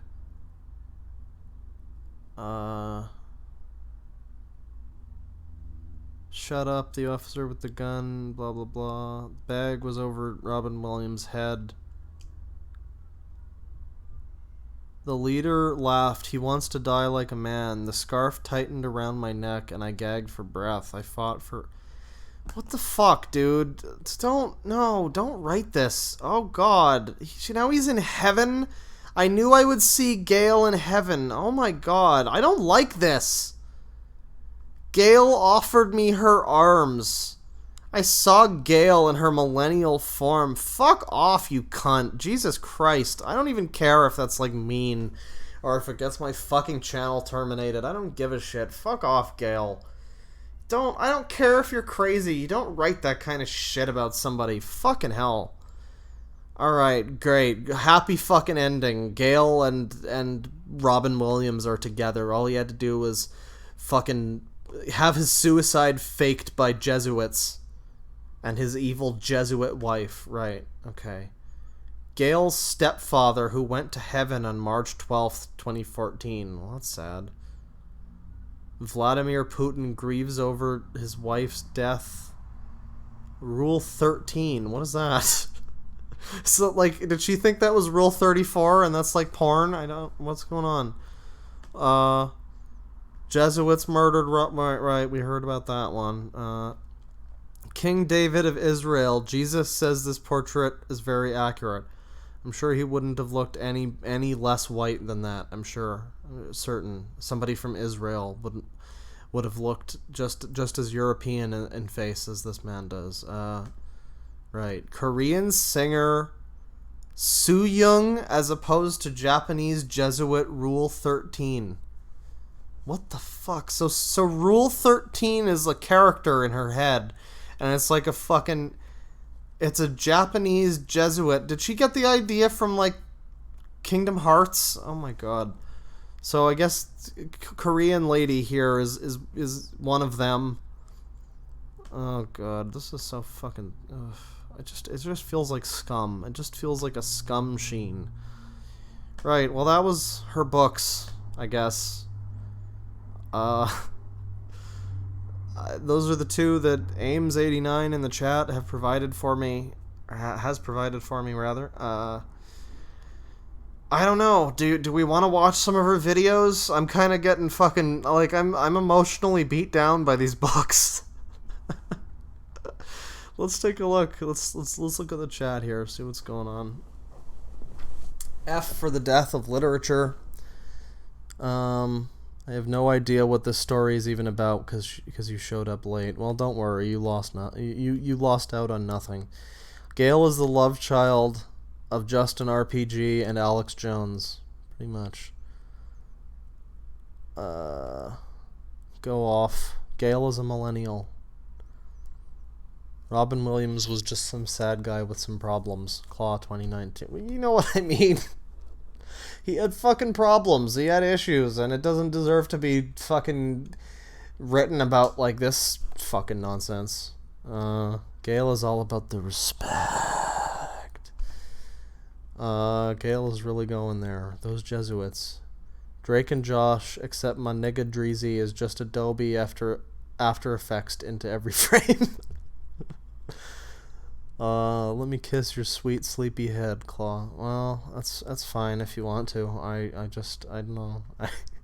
It's up to you if you want to watch some of her videos in a completely legitimate review fashion. Writer is a Mary Sue. Jesuits did 9/11. Fox News did 9/11. Hold my meth.